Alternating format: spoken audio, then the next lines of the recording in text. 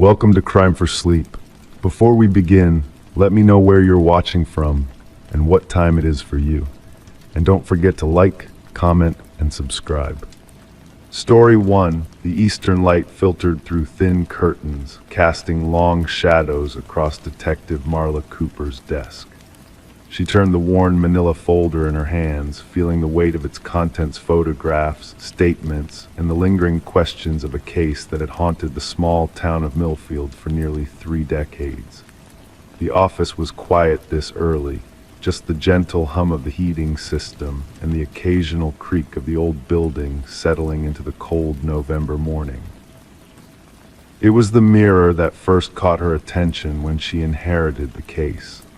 Not because it was particularly unusual, a vintage piece with an ornate silver frame bolted securely to the bedroom wall of apartment 12B at the Wisteria building, but because of what witnesses said about it. How Sarah Garland, the previous tenant, had become fixated on it in the weeks before she disappeared. "The room in the mirror isn't right," Sarah had told her sister during their last phone call. Her voice on the recording was soft, controlled, yet underlined with an unmistakable tension. "Things are shifted, not where they should be, like I'm seeing through to somewhere else." The case file contained photographs of the apartment taken the day after Sarah was reported missing. Everything appeared ordinary. A small but comfortable space with modest furnishings, a half-empty cup of tea on the nightstand, a book splayed open on the unmade bed, and there on the wall, the mirror reflecting the room exactly as one would expect. The investigators had found nothing unusual about it. But they hadn't knocked on it. Detective Cooper ran her fingers along the edge of a statement from Emma Rossi, the tenant who moved in 6 months after Sarah's disappearance. Emma had lasted just 3 weeks in the apartment before breaking her lease and leaving town. Her statement had been largely dismissed at the time, the ramblings of an imaginative young woman, the original detective had noted in the margins. "I thought I was going crazy," Emma had said, her handwriting becoming increasingly erratic as the statement continued. "I kept hearing knocking from inside the wall where the mirror hung. 3 quick taps, always at 3:14 a.m. The third night, half asleep, I knocked back, 3 taps, and someone knocked back."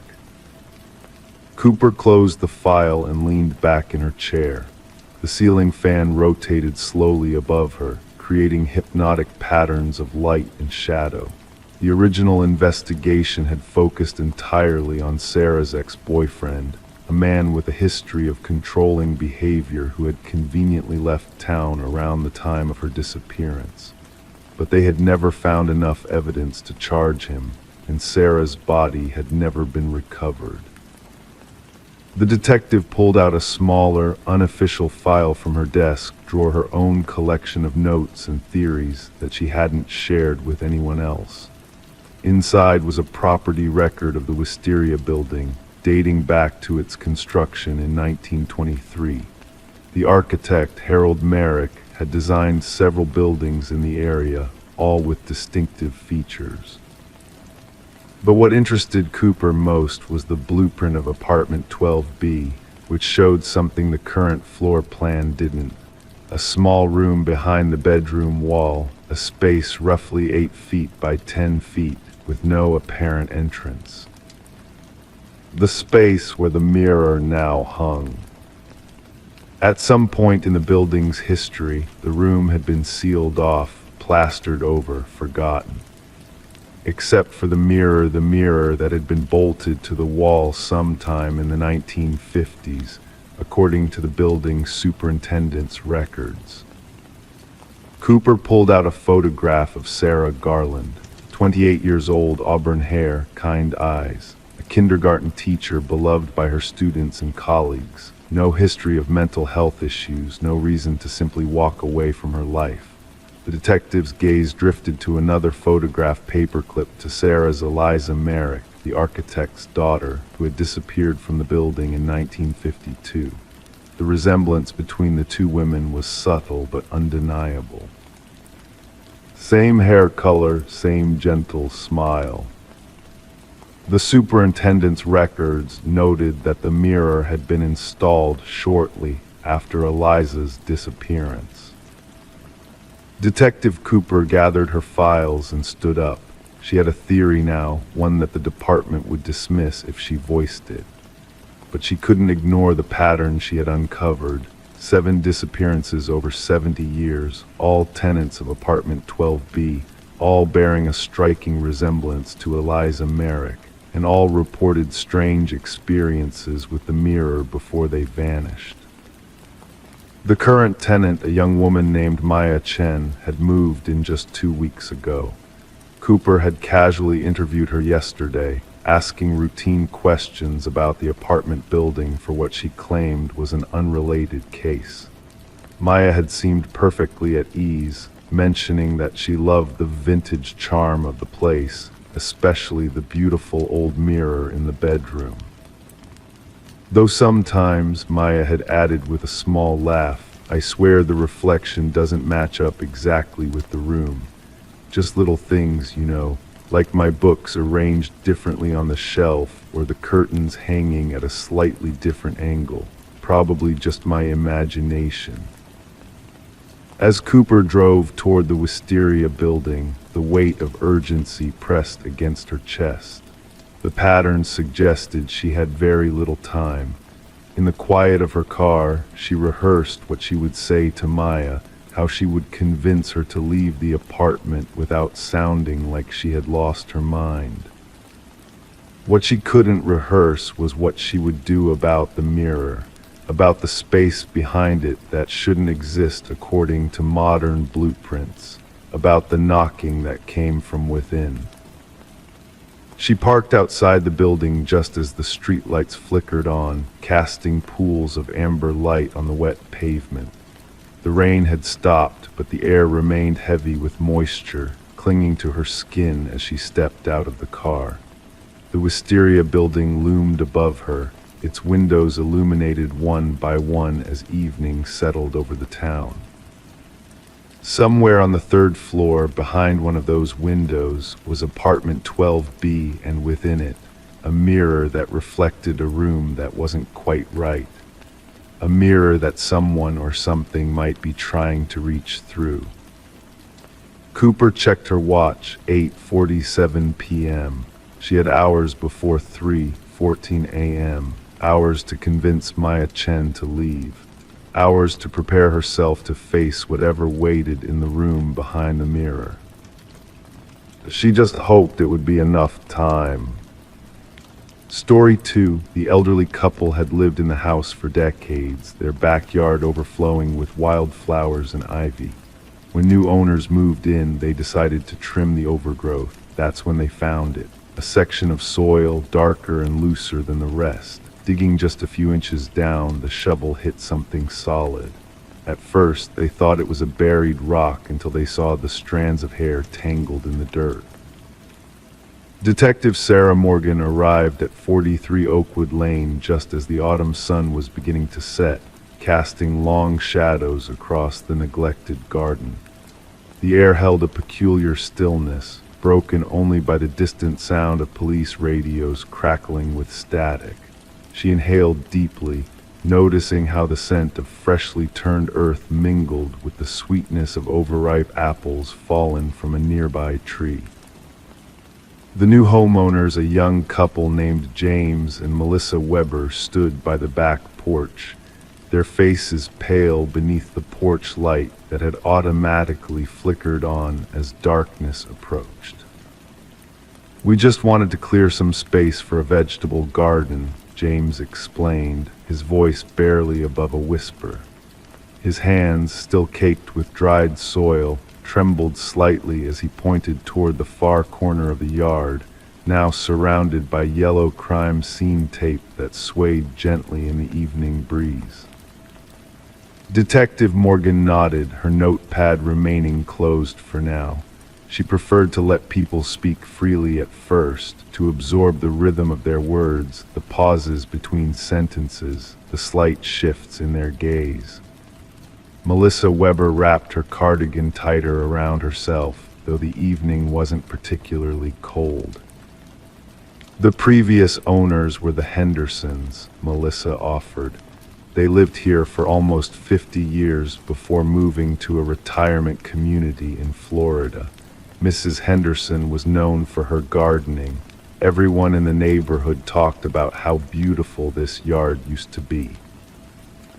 As forensic specialists carefully excavated the area, Detective Morgan made her way through the dense undergrowth. The garden had once been meticulously tended, with stone pathways now barely visible beneath crawling vines and volunteer saplings. Nature had reclaimed what had once been human domain, creating a secret place where something or someone could remain hidden for years. The medical examiner, Dr. Reyes, knelt beside the excavation, her silver hair pulled back in a tight bun, rubber-gloved hands moving with practiced precision over what was now clearly a human skeleton. "Female," she said without looking up, "probably in her 20s or 30s. Been here at least 20 years, judging by the condition of the remains and surrounding soil composition." Detective Morgan's pen finally met paper, the soft scratching sound accompanying the gentle rustling of leaves overhead. 20 years, the Hendersons had still been living here then. The quiet, elderly couple who'd been fixtures in the neighborhood, known for their Christmas light displays and summer garden parties. In the days that followed, the skeleton acquired a name. Catherine Wheeler, a 26-year-old real estate agent who had disappeared in the summer of 1998. According to yellowed newspaper clippings and faded missing persons reports, Catherine had last been seen showing a house 3 blocks away from the Henderson property. Her car had been found at the local train station, suggesting she had left town voluntarily. The case had gone cold within months, filed away among the many disappearances that occur each year, people who simply vanish, leaving nothing but questions behind. Detective Morgan spent hours in the records room, surrounded by the subtle scent of old paper and dust. The quiet hum of fluorescent lights overhead created a cocoon of isolation as she methodically turned pages of the original investigation. Catherine Wheeler had been described by friends and family as ambitious and organized, unlikely to abandon her life without warning. She had recently broken off an engagement, but her ex-fiancé had a solid alibi for the day of her disappearance. What caught Morgan's attention, buried in the supplementary witness statements, was a single line in an interview with a neighbor. Catherine had been asking questions about properties in the area, including the Henderson place. Said she had a client interested in older homes with character. When Detective Morgan visited Walter Henderson at Pine Haven Retirement Community, she found a frail man sitting by a window watching birds at a feeder. His wife had passed away 6 months earlier. His rheumy eyes lit up at the company, hands smoothing non-existent wrinkles from his cardigan. The room smelled of talcum powder and antiseptic. The garden was Alina's pride and joy, he said, voice wavering with age and emotion. She spent hours out there, especially after our daughter moved away, said it gave her purpose. Morgan let the silence stretch, watching as Henderson's gaze drifted back to the window, where a cardinal had landed on the feeder, its red plumage vibrant against the pale blue sky. "Did you ever meet Catherine Wheeler?" she finally asked, her voice gentle but clear. Henderson's hand stilled on his cardigan. The cardinal flew away, a flash of red disappearing into the distance. Alina mentioned a young woman had come by about the house, said she was being nosy, asking if we'd ever consider selling. His voice dropped to a whisper. Eleanor was very protective of that house. It was where we raised our daughter before she left us. Further investigation revealed that the Hendersons' daughter, Elaine, had run away at 17 after a heated argument with her mother. Eleanor Henderson had told neighbors that Elaine had gone to live with relatives in another state, but no contact information had ever been provided. No one in the small community had questioned this explanation. The Hendersons had always been private people, despite their community involvement. When Detective Morgan finally tracked down Elaine Henderson, now Elaine Bowman, living in a small town in Oregon, the picture began to take shape. "My mother was possessive," Elaine explained during a video call, her face pixelated but her voice clear. "After I left, she created this fiction that I was just away temporarily. She couldn't bear the thought that I had chosen to leave her." Catherine Wheeler, with her questions about the house, had represented something Eleanor Henderson couldn't tolerate: another potential loss, another threat to the home she had turned into a shrine to her absent daughter. What had started as a conversation in that overgrown garden had ended with Catherine becoming part of it forever. Walter Henderson died peacefully in his sleep 2 days after Detective Morgan's visit, taking with him whatever knowledge he may have had of his wife's actions that summer day in 1998. The official report listed Eleanor Henderson as the primary suspect in Catherine Wheeler's death, but with both potential perpetrator and any possible witnesses deceased, the case was once again closed, justice served only by the revelation of truth. As autumn turned to winter, James and Melissa Weber decided not to sell the house as they had initially planned after their grim discovery. Instead, they carefully cleared the overgrown garden, keeping some of the wildflowers but opening the space to sunlight once again. In the spring, they planted a small memorial tree for Catherine Wheeler in the corner where she had rested for so long, unnoticed but not forgotten.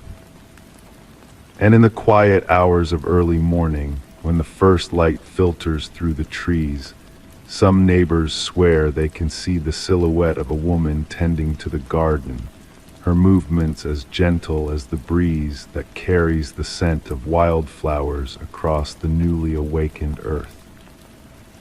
Story 3. The house had been abandoned for years, windows boarded up, furniture draped in sheets. Yet when the new owner arrived to inspect the property, one detail made him stop. The basement light, dim and yellow, was glowing through the cracks beneath the door. Thinking it had been left on by mistake, he stepped inside. The bulb was dead, the wires were cut, and in the dust on the floor, fresh footprints led into the shadows.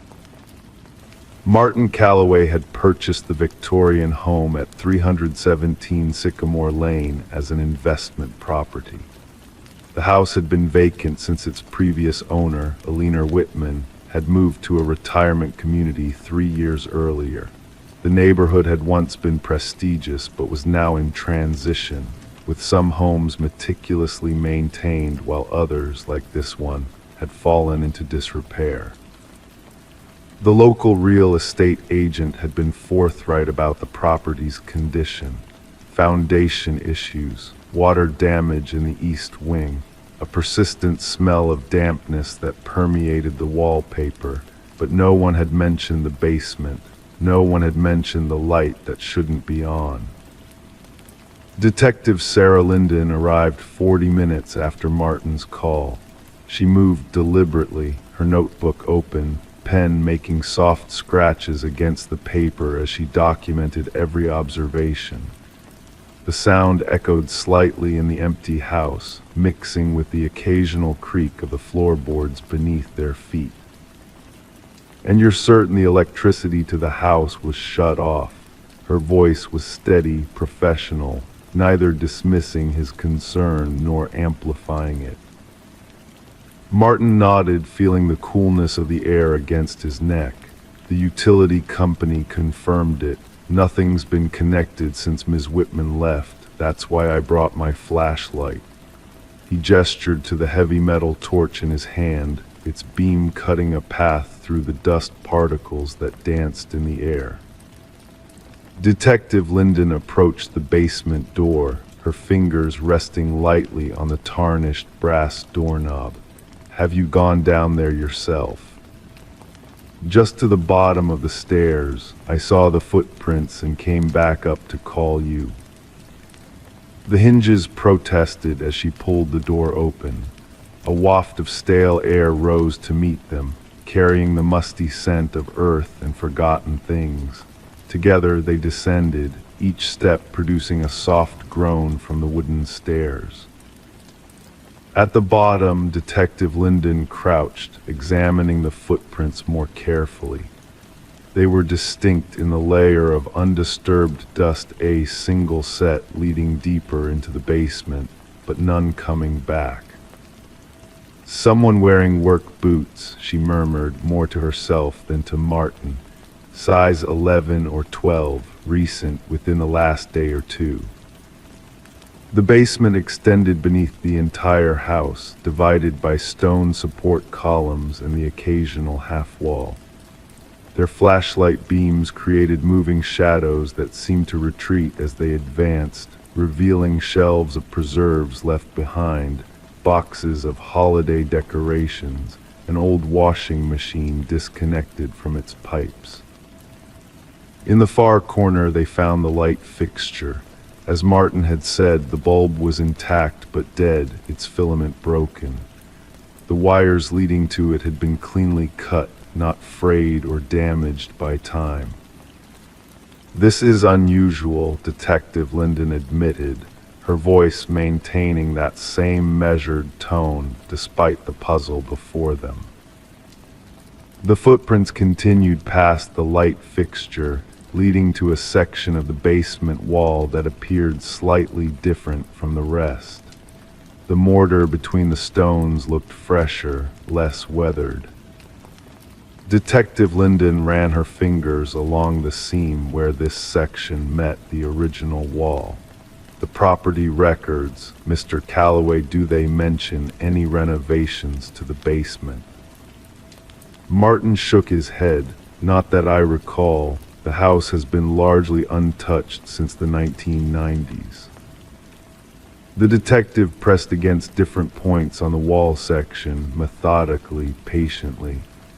When she applied pressure to the bottom right corner, there was a subtle shift, almost imperceptible. She continued pressing until, with the softest of clicks, the section moved inward by half an inch. "It's a door," she whispered, her professional demeanor momentarily giving way to surprise. With careful movements, Detective Linden pulled the disguised door open fully. Behind it was a small room, no larger than a walk-in closet. The space was empty except for a wooden chair placed directly in the center, and on the floor beside it, a stack of yellowed newspaper clippings. The top article was dated 15 years earlier. The headline read, "Local woman still missing, police suspend active search." The footprints ended at the chair, which showed signs of recent use. The dust on its seat had been disturbed, forming the impression of someone who had sat there for some time. Detective Linden carefully collected the newspaper clippings, placing them in an evidence bag. Each one detailed the same case, the disappearance of Jessica Whitman, Aliner's daughter, who had vanished without a trace during her senior year of college. "The previous owner's daughter," Martin said, his voice barely above a whisper. "I remember the real estate agent mentioning something about family tragedy." As they prepared to leave the hidden room, Detective Linden's flashlight beam caught something embedded in the wall, a small metal object that reflected the light. Using a pen from her pocket, she carefully extracted it. A single key, old-fashioned, with ornate detailing on its bow. 3 days later, Detective Linden stood in the office of Alina Whitman at Silver Pines Retirement Community. The elderly woman sat across from her, hands folded in her lap, her eyes clear despite her 87 years. "We found something in your old house, Ms. Whitman," the detective said gently. She placed the key on the table between them. "Do you recognize this?" Alina's expression remained unchanged, but her right hand twitched slightly. "The room behind the basement wall," Detective Linden continued.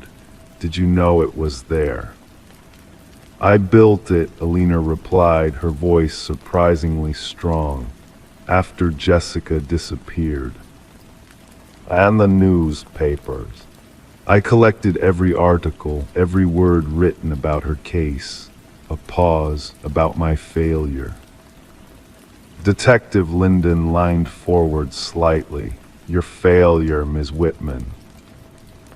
The elderly woman's eyes drifted to the window, to the carefully manicured grounds beyond.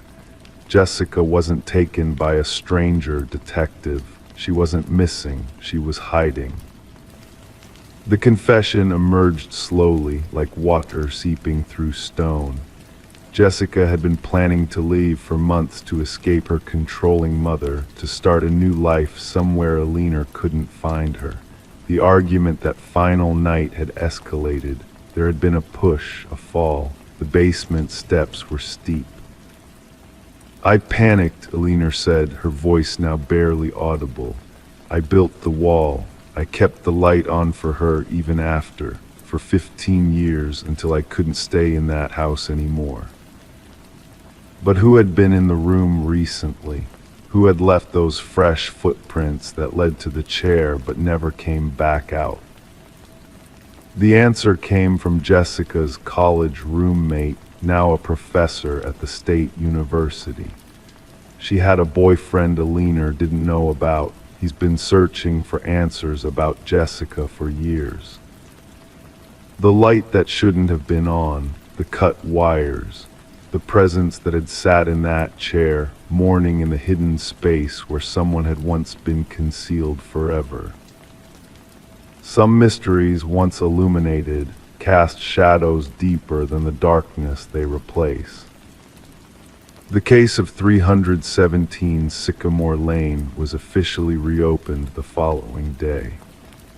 And in the basement of the empty house, where the light had somehow glowed without power, the investigators began to dismantle a wall built to hide the truth. Story 4, the old Victorian house had layers of history hidden beneath its walls. As the renovators stripped the faded wallpaper, they found something unsettling. Names, hundreds of them, scribbled directly onto the wood beneath. Some had been crossed out, others underlined. At the very bottom of the list, in bright red ink, was a new name. Theirs. Alina Shaw stood motionless, her gloved fingers still holding the edge of the peeling wallpaper. The late afternoon light filtered through dusty windows, casting long shadows across the exposed wooden boards. The house on Cypress Lane had been vacant for nearly 7 years before the young couple purchased it at auction. A steal, the realtor had called it. Now, as Alina stared at her husband's name written in what looked disturbingly like dried blood, she understood why. "Martin," she called softly, her voice barely audible above the gentle hum of the portable heater in the corner. Her breath formed small clouds in the chilly February air. The floorboards creaked rhythmically as her husband made his way up the narrow staircase. Detective Sarah Monahan sipped her coffee slowly, savoring the warmth as she reviewed the case file spread across her desk. 3 weeks had passed since the Shaws had contacted the police. The names on the wall had yielded some disturbing connections. 17 of them belonged to individuals who had disappeared over the last 60 years. No bodies, no evidence of foul play, just people who had vanished from their lives without explanation. The previous owner, Herbert Vance, had lived alone in the house for almost 40 years. A quiet man who kept to himself, neighbors recalled. He had worked as an archivist at the county records office until his retirement. After his death from natural causes, the house had remained empty, unwanted, until the Shaws came along. Sarah ran her finger along a photograph of the wall. The handwriting analysis had determined that the same person had written all the names except for the Shaws. That final entry was different, pressed harder into the wood, more urgent, more recent. The detective closed her eyes, listening to the soft ticking of the clock on her office wall. Something about this case felt personal, as if the writer of those names was sending a message directly to her. She had grown up 3 blocks from Cypress Lane. As a child, she had often walked past the Vance house on her way to school, feeling an inexplicable chill whenever she passed. In the basement of the county records office, the air was heavy with the scent of old paper and dust. Sarah moved methodically through the stacks, pulling files related to the house on Cypress Lane. The building had been constructed in 1887 by Franklin Mercer, a prominent judge known for his harsh sentences. After his death in 1902, the house had changed hands 12 times before Herbert Vance purchased it in 1978. What caught Sarah's attention was not what was present in the records, but what was missing. For several of the previous owners, there were no death certificates, no records of them selling the property, just new owners appearing in the tax records, as if the previous residents had simply disappeared. Back at the house, Martin Shaw carefully photographed each name on the wall. He had insisted they stay, despite Aliner's reservations. This could be important historical evidence, he had argued, his academic curiosity overriding any sense of danger. As an anthropology professor, Martin saw the wall as a macabre but fascinating artifact. Aliner wasn't convinced. At night, she would wake to the sound of scratching within the walls, like a pencil moving slowly across rough paper. She began to notice other things. Doors that were closed in the evening would be open in the morning. Objects moved to different locations, and most disturbing of all, the faint smell of copper that seemed to follow her through the house. Detective Monahan's investigation took an unexpected turn when she discovered Herbert Vance's journal hidden behind a loose brick in the basement of the county records office. The leather-bound book contained meticulous entries spanning 4 decades. Each entry corresponded to a name on the wall. "They speak through the house," Vance had written. "The walls remember what happened here. Judge Mercer never stopped passing sentence." The journal detailed how Vance had slowly pieced together the history of disappearances connected to the house. He believed Judge Mercer had never truly left, that something of him remained in the structure itself, continuing his work of judgment and punishment. Sarah sat in her car outside the Shaw residence, the journal resting heavily on her lap. The lights in the Victorian house glowed warmly against the twilight sky. She should warn them, tell them what she had found, but would they believe her? Would anyone? The next morning, Martin Shaw didn't show up for his lecture. Aliner called the police when she found their bedroom empty, the sheets on his side of the bed undisturbed.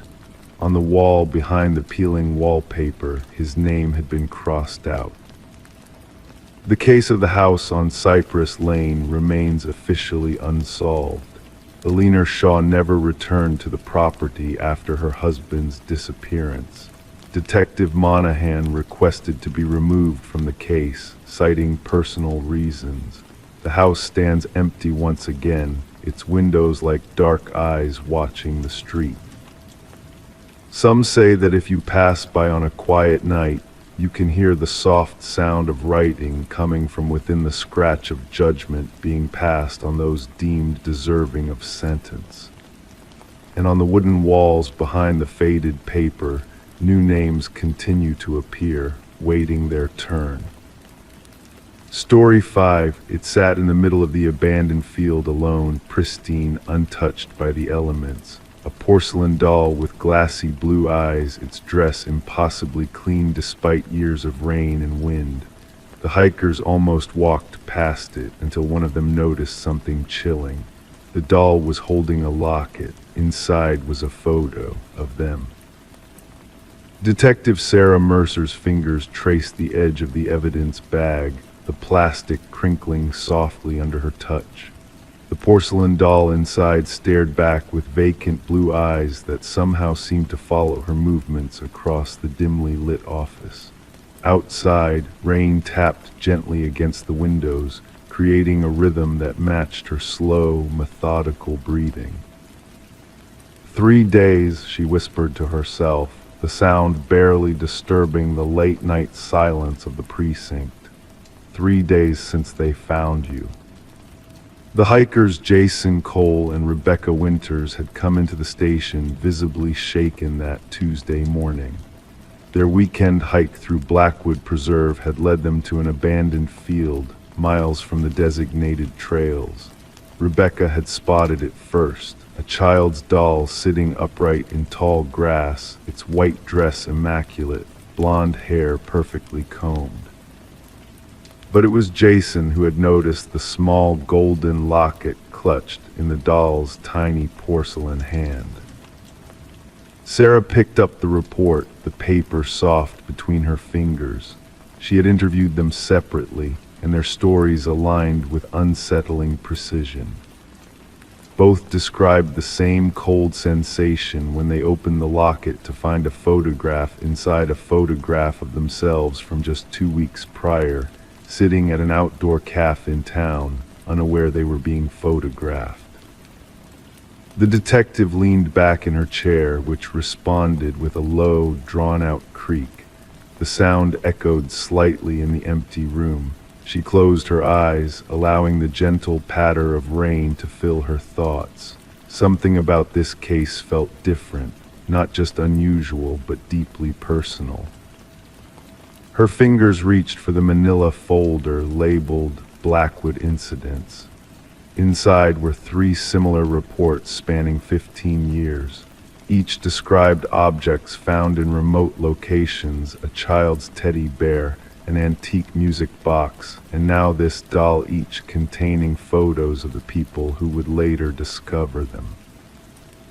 The teddy bear case had gone cold. The couple who found it had moved away 6 months later, refusing further interviews.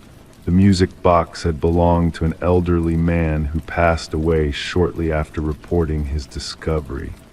Natural causes, the coroner had ruled. Sarah sipped from her lukewarm coffee, the bitter taste lingering on her tongue.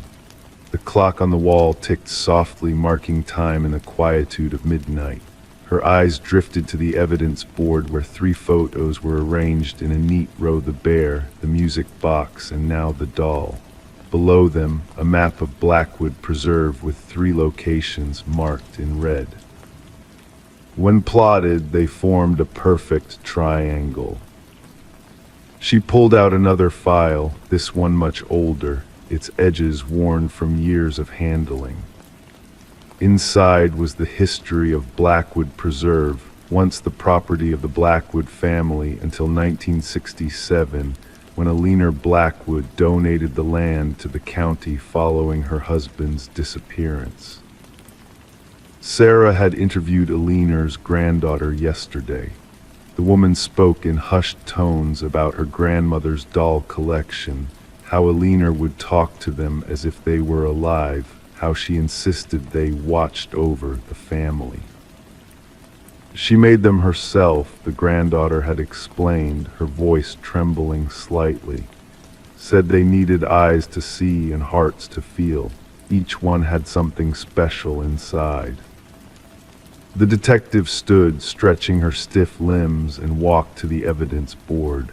Her reflection in the glass overlaid the photographs, creating a ghostly double image. She placed a finger on the doll's location on the map, then traced a line connecting all 3 points. At the center of the triangle sat the old Blackwood estate, now just a foundation of crumbling stone hidden beneath decades of overgrowth. The rain intensified, drumming against the windows with growing insistence. Sarah felt a chill that had nothing to do with the room's temperature. She turned back to her desk where the doll waited in its evidence bag, those blue glass eyes still watching, still knowing. Her computer chimed softly, announcing an email. The forensics report on the locket had come in. The metal contained traces of soil unique to the Blackwood estate gardens. But more disturbing was the dating analysis. The photograph inside had been developed using techniques that hadn't been used commercially since the 1960s. Yet it clearly showed Jason and Rebecca at the cafe 2 weeks ago. Sarah's breathing slowed as realization settled over her like a heavy blanket. She reached for her phone, dialing Jason's number with deliberate care. 1 ring, 2 rings, 3, no answer. She tried Rebecca next with the same result. The detective gathered her coat, the fabric rustling softly in the quiet room. As she reached the door, she paused, looking back at the doll. For a moment, just the briefest moment, she thought she saw it blink. The next morning, 2 officers responding to a wellness check found an empty apartment. Jason and Rebecca had vanished, leaving behind only a single item on their kitchen table, a small porcelain doll with glassy blue eyes, clutching a golden locket. Inside the locket was a photograph of Detective Sarah Mercer, sitting alone in her office the night before, staring at an evidence bag. And in the corner of the photograph, barely visible in the shadows, stood a figure. A woman in outdated clothes, her face obscured except for a faint smile. On the back of the photo, written in faded ink, "The leaner watches, the leaner waits, the leaner collects." The doll on the table held something else, too. A small piece of paper with an address, the location of the old Blackwood Estate Foundation. Sarah Mercer's case file remains open. Her car was found abandoned at the entrance to Blackwood Preserve 3 days after she disappeared. Inside was her badge, her gun, and a handwritten note. "I understand now. The dolls are waiting." No other traces of Detective Mercer, Jason Cole, or Rebecca Winters have ever been found. But occasionally, hikers report seeing a porcelain doll sitting in different locations throughout the preserve. Park rangers never find it when they search. But sometimes people disappear in Blackwood, and somewhere Aliner's collection grows. Story 6, the real estate listing was clear, vacant, ready for demolition. But when the inspector walked inside, he felt it immediately. He wasn't alone. Dust covered everything except for a single chair in the center of the living room. On it, an old cassette recorder. He pressed play. Static. Then a voice low, distorted. "You shouldn't be here." Marcus Reeves had been a property inspector for 23 years. He'd stepped into thousands of abandoned homes, felt the unique stillness that settles when human presence fades away. This house on Oakwood Lane was different. The air inside hung heavy, almost resistant, as if the emptiness itself had substance. His footsteps created hollow echoes against hardwood floors that needed refinishing, each board creaking a protest beneath his weight. The inspector's report would determine the final valuation before the demolition crew arrived next Tuesday. A routine job until it wasn't. The cassette recorder sat centered on that single wooden chair, its placement too deliberate to be coincidental. No dust had settled on either object. Someone had been here recently. Marcus hesitated before touching the device, his fingers hovering above the worn plastic. Professional curiosity overcame caution. The tape inside whirred reluctantly to life. After the voice spoke those 4 words, "You shouldn't be here," the recording continued with the soft sound of breathing, then silence, then breathing again. Detective Sophia Linden received the call at 4:37 p.m. Her coffee had gone cold beside case files that demanded attention. The caller's voice, Marcus Reeves, trembled slightly as he explained his discovery. Not just the recorder, but what he found after. The basement door that should have opened to emptiness. The smell that shouldn't have been there. The marks on the wall that told a story nobody wanted to read. "I've documented everything," he told her, "but I think you need to see this yourself." The house on Oakwood Lane had been empty for 3 years.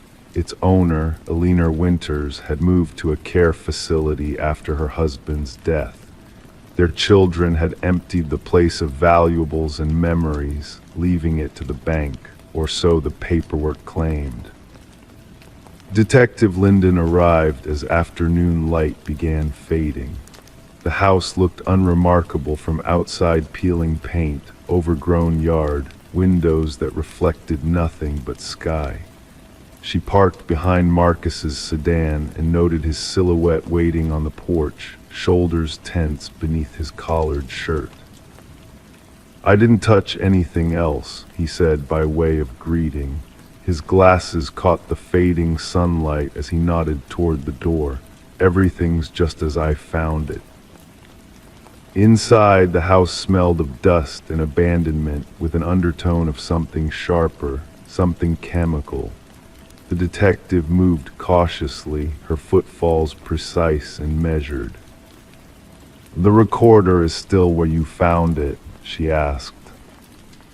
Marcus nodded, leading her to the living room. The chair stood like a sentinel in emptiness, the cassette player still perched atop it. Detective Linden circled it once, twice, studying it from every angle before leaning closer. "Show me what else you found," she said quietly. The basement door was located off the kitchen, a simple wooden barrier with a tarnished brass knob. It opened with surprising ease, no resistance, as if recently used. The smell grew stronger. Linden reached for the light switch beside the door frame, but nothing happened when she flipped it. "Power's been off for years," Marcus explained, retrieving a flashlight from his pocket. The beam illuminated narrow wooden stairs descending into darkness. "It's down there, on the far wall." They descended together, the wood groaning beneath their weight. The flashlight beam swung in slow arcs, revealing a concrete floor and bare foundation walls.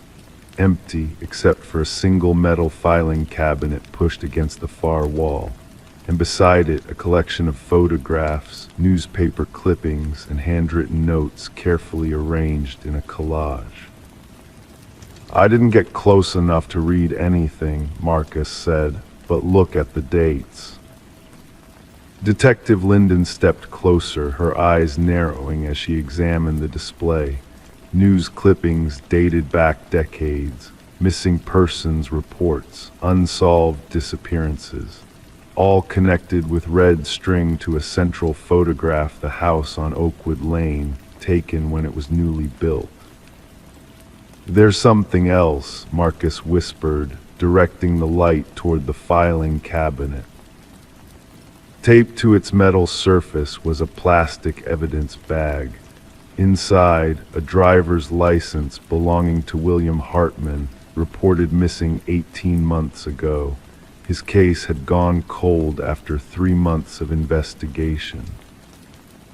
Detective Linden carefully photographed everything, her movements deliberate and unhurried. When she spoke, Her voice remained steady despite the chill that had settled between her shoulder blades. "Marcus, I need you to wait upstairs while I call this in." Alone in the basement, she returned to the cassette player she'd brought down with her. She pressed play again, listening more carefully this time. After the warning and the breathing came another sound almost imperceptible at first, the soft scratching of pen on paper. 3 days later, forensic teams had processed every inch of the house. The filing cabinet contained detailed journals documenting activities that spanned 30 years. The basement floor, when examined with luminol, revealed traces that told their own story. Ground-penetrating radar identified anomalies beneath the concrete that would require further excavation. Alina Winters, interviewed at Sunshine Valley Care Home, expressed confusion when shown photographs of the basement. "That's impossible," she insisted, her aged hands trembling. "We never had a basement." The architectural plans confirmed her statement. The house on Oakwood Lane had been built on a concrete slab foundation. No basement existed in the original design. Yet Detective Linden had walked those stairs, had stood on that impossible floor, had seen with her own eyes what shouldn't have been there. The case remains active.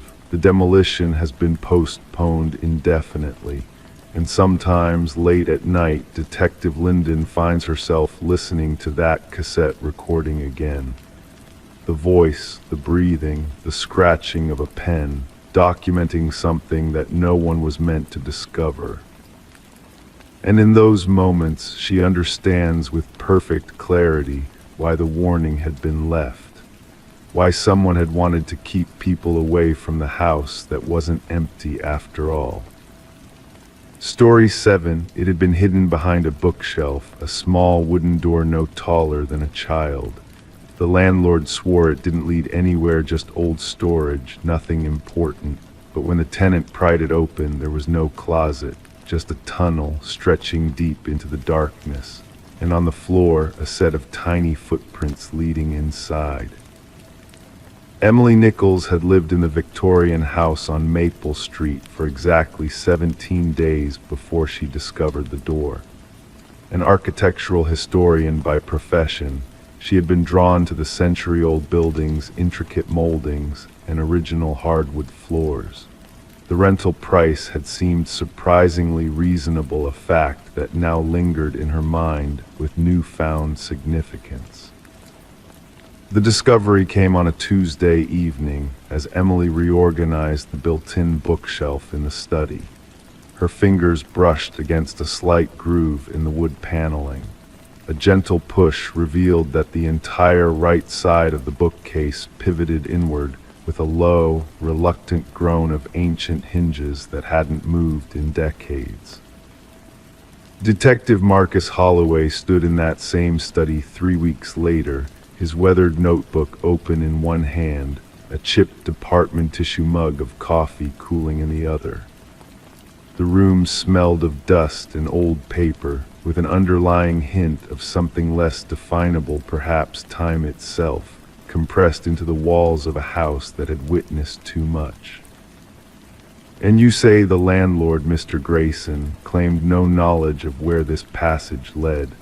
Holloway's voice was soft, deliberately measured, as he directed his question to Officer Patel, who had been first to respond to Emily's increasingly distressed calls.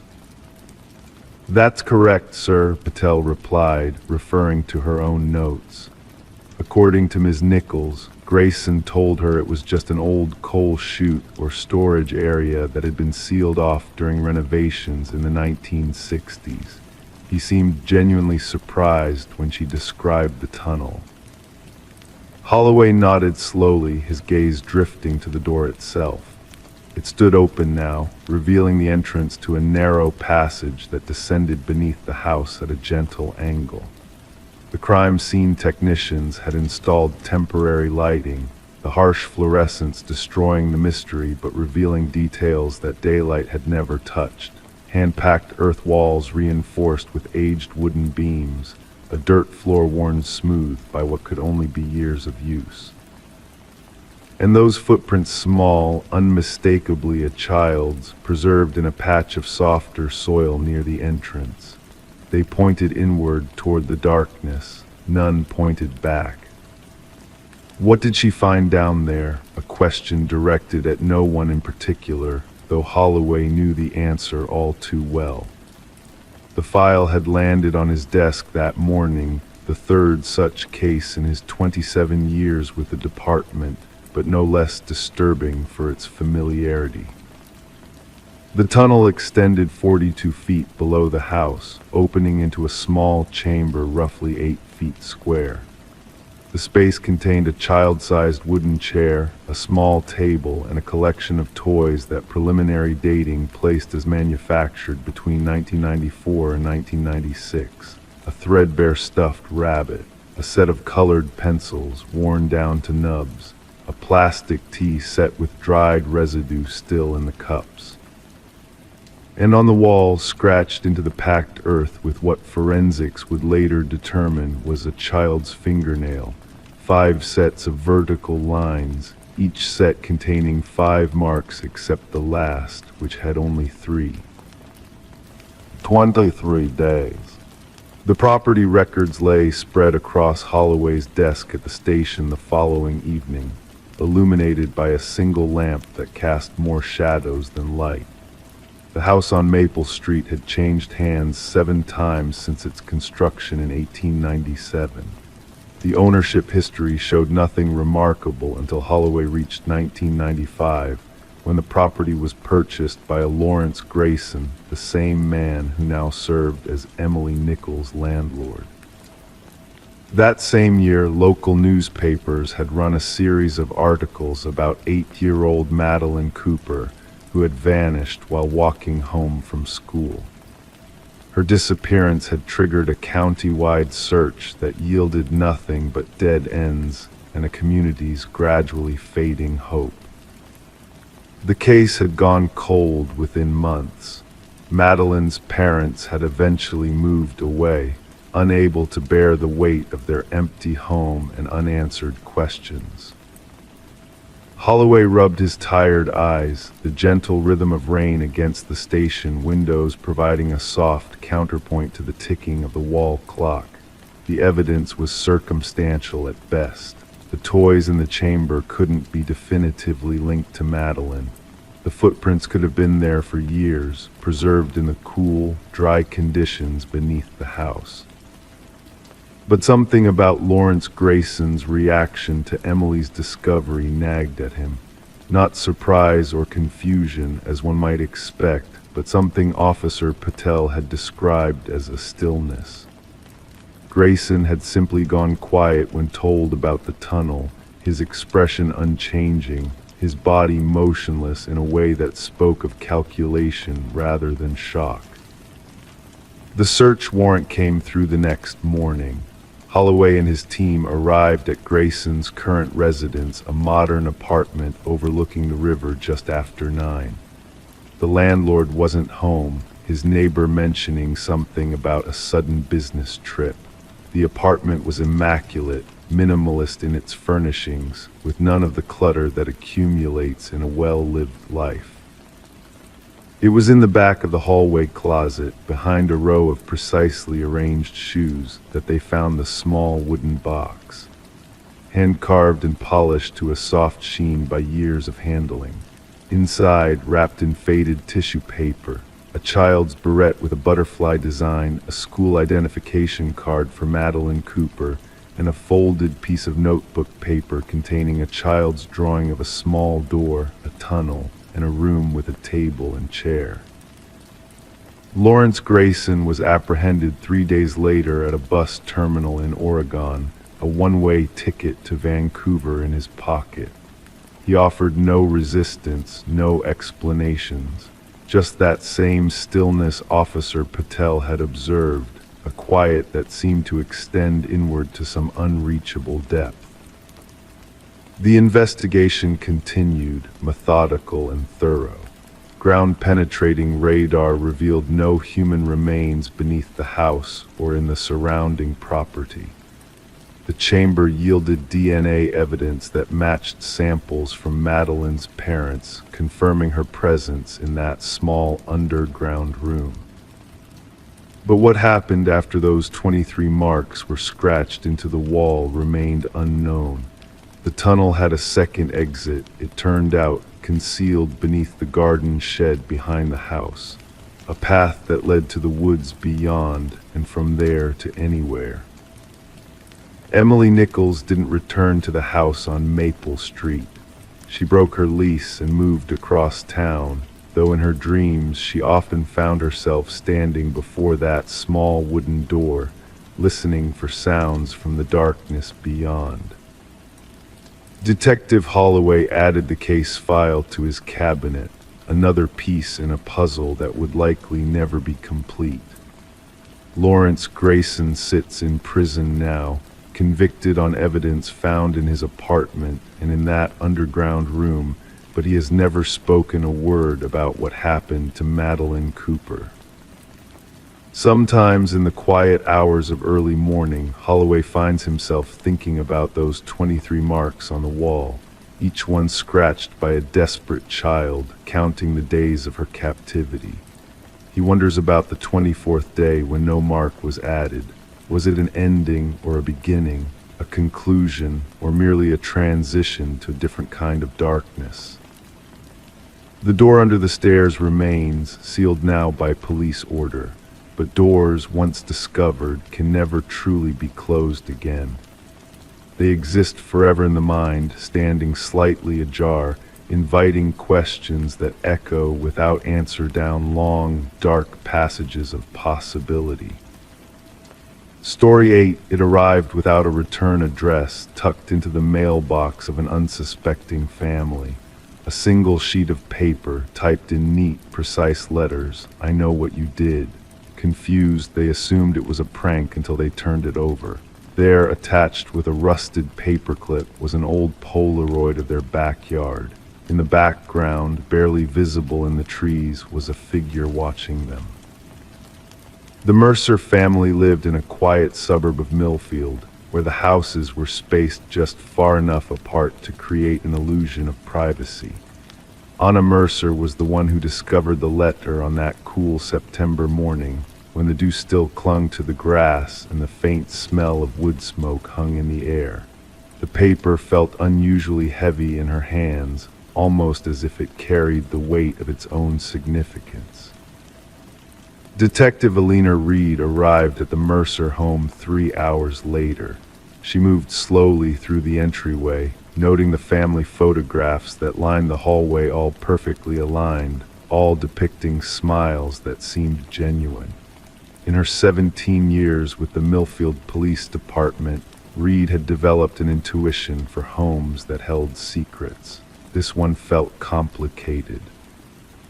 "When exactly did you receive this?" she asked, her voice low and measured as she slipped the letter into an evidence bag.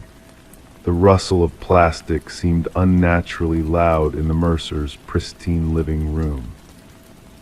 Anna and her husband David exchanged a glance that lasted a heartbeat too long. "This morning," Anna finally answered, "with the regular mail." Reed nodded, her eyes drifting to the Polaroid. The timestamp in the corner read July 18, 1997, 15 years earlier. The figure in the background was little more than a dark smudge against the tree line, but there was something deliberate in its positioning. Whoever it was had been watching the house, watching the family, from just beyond the reach of clear visibility. In the days that followed, Reed pored over the Mercer family history. They had moved to Millfield in 1996, leaving behind a small apartment in the city for the promise of more space and better schools for their daughter, Lily. David worked as an accountant. Anna taught piano lessons from their living room. They were, by all accounts, unremarkable. But something about the letter had shaken them more deeply than a random threat should. Reed noticed how David's hands trembled slightly when he spoke about it, how Anna's eyes kept drifting to the windows, scanning the tree line beyond their manicured lawn. A second letter arrived exactly 1 week later. Same paper, same typewriter. This time it read, "The ground remembers what you buried." Attached was another Polaroid, this one showing the Mercer's garden shed, the door slightly ajar, a shovel leaning against its weathered wood. Reed brought a forensics team to examine the shed and the surrounding soil. The garden had been meticulously maintained, with perennials arranged in perfect rows and a small vegetable patch that showed signs of recent harvesting. Nothing seemed disturbed. Nothing except for a small patch behind the shed where the earth was somehow different, darker, more compact, as if it had been disturbed and then carefully replaced. "We need to dig here," Reed said quietly to her partner. The sound of shovels cutting into soil filled the afternoon air as the Mercers watched from their kitchen window, arms wrapped around themselves against a chill that had nothing to do with the temperature. 6 feet down, they found a small metal box, the kind used for storing valuable documents. Inside was a single item, a tarnished silver bracelet with a name engraved on its inner surface: Caroline. When confronted, the story emerged in fragments, like pieces of glass that had been deliberately scattered. Caroline Wilson had been their neighbor in the city. She had discovered financial discrepancies in the records at the small investment firm where David worked, discrepancies that pointed to embezzlement. She had confronted him, threatened to report him. There had been an argument, an accident, they insisted. A push that sent her falling backward, her head connecting with the corner of a desk. "We panicked," Anna whispered, her voice barely audible over the gentle hum of the heating system. "We wrapped her in plastic, drove out here in the middle of the night. The house was still being built. No one saw us dig." Reed listened, letting the silence stretch between each revelation. The typewriter that had produced the letters was found in the home of an elderly man who lived on the edge of town, Caroline's father, who had spent 15 years gathering evidence, watching, waiting for the perfect moment to unravel the Mercers' carefully constructed life. As the Mercers were led away in handcuffs, Reed noticed Lily standing in the doorway, her face a careful blank. She was 17 now, the same age Caroline had been when she died. Reed wondered what secrets the girl had absorbed growing up in that house, what whispers she had heard through the walls, what she had seen in her parents' eyes when they thought no one was looking. The case file would eventually be closed, the evidence boxed and archived, the story reduced to a few paragraphs in the local paper. But for years afterward, neighbors would cross to the other side of the street when walking past the Mercer house. Children would dare each other to touch the garden shed. And sometimes, in the early morning hours, people would report seeing a figure standing at the edge of the property, watching the house from just beyond the tree line. A story passed down until it became impossible to separate truth from legend. Some secrets, it seemed, refused to stay buried. Story 9, she had been renting the apartment for months before she noticed it. The closet in the spare bedroom had always been stiff, the door reluctant to open. One evening she forced it all the way. The back wall looked wrong, too smooth, too new. Curious, she knocked. It echoed, hollow. She pressed her ear against it, and for the first time she heard its slow, rhythmic breathing. The Westbrook apartment stood on Monroe Avenue, a pre-war building with ornate moldings and hardwood floors that creaked with stories of generations past. Catherine Mercer had moved into apartment 3B in late November, when the Boston air carried the first whispers of winter. A graphic designer who worked remotely, She'd chosen the two-bedroom unit for its northern exposure, perfect for her makeshift home office. The spare bedroom, she decided, would remain largely unused, a space for occasional guests or storage. The property manager, a thin man with perpetually damp palms named Harlan Green, had given her a perfunctory tour during the showing. All original fixtures, he'd noted with rehearsed enthusiasm, running his fingers along the crown molding. When they reached the spare bedroom, he'd opened the closet door just an inch before letting it fall closed again. Standard storage, he'd murmured, already moving toward the bathroom. For months, Catherine used the spare room only to store cardboard boxes of books she hadn't unpacked and winter clothes waiting for the first snow. The closet remained closed, its stubborn door forgotten among the countless details of settling into a new home. Until that February evening, when the radiator in her bedroom hissed and clanked too loudly for concentration, and she migrated to the spare room with her laptop. The chill of the unused room had her searching for a blanket she remembered packing away. The closet door protested as she pulled, the wood swollen with age and humidity. She leaned her weight against it, feeling it give suddenly, swinging wide to reveal a shallow space with a single hanging rod and that peculiar back wall. Detective Morris Blackwood sat at his desk in the homicide unit, the case file spread before him under the harsh fluorescent light.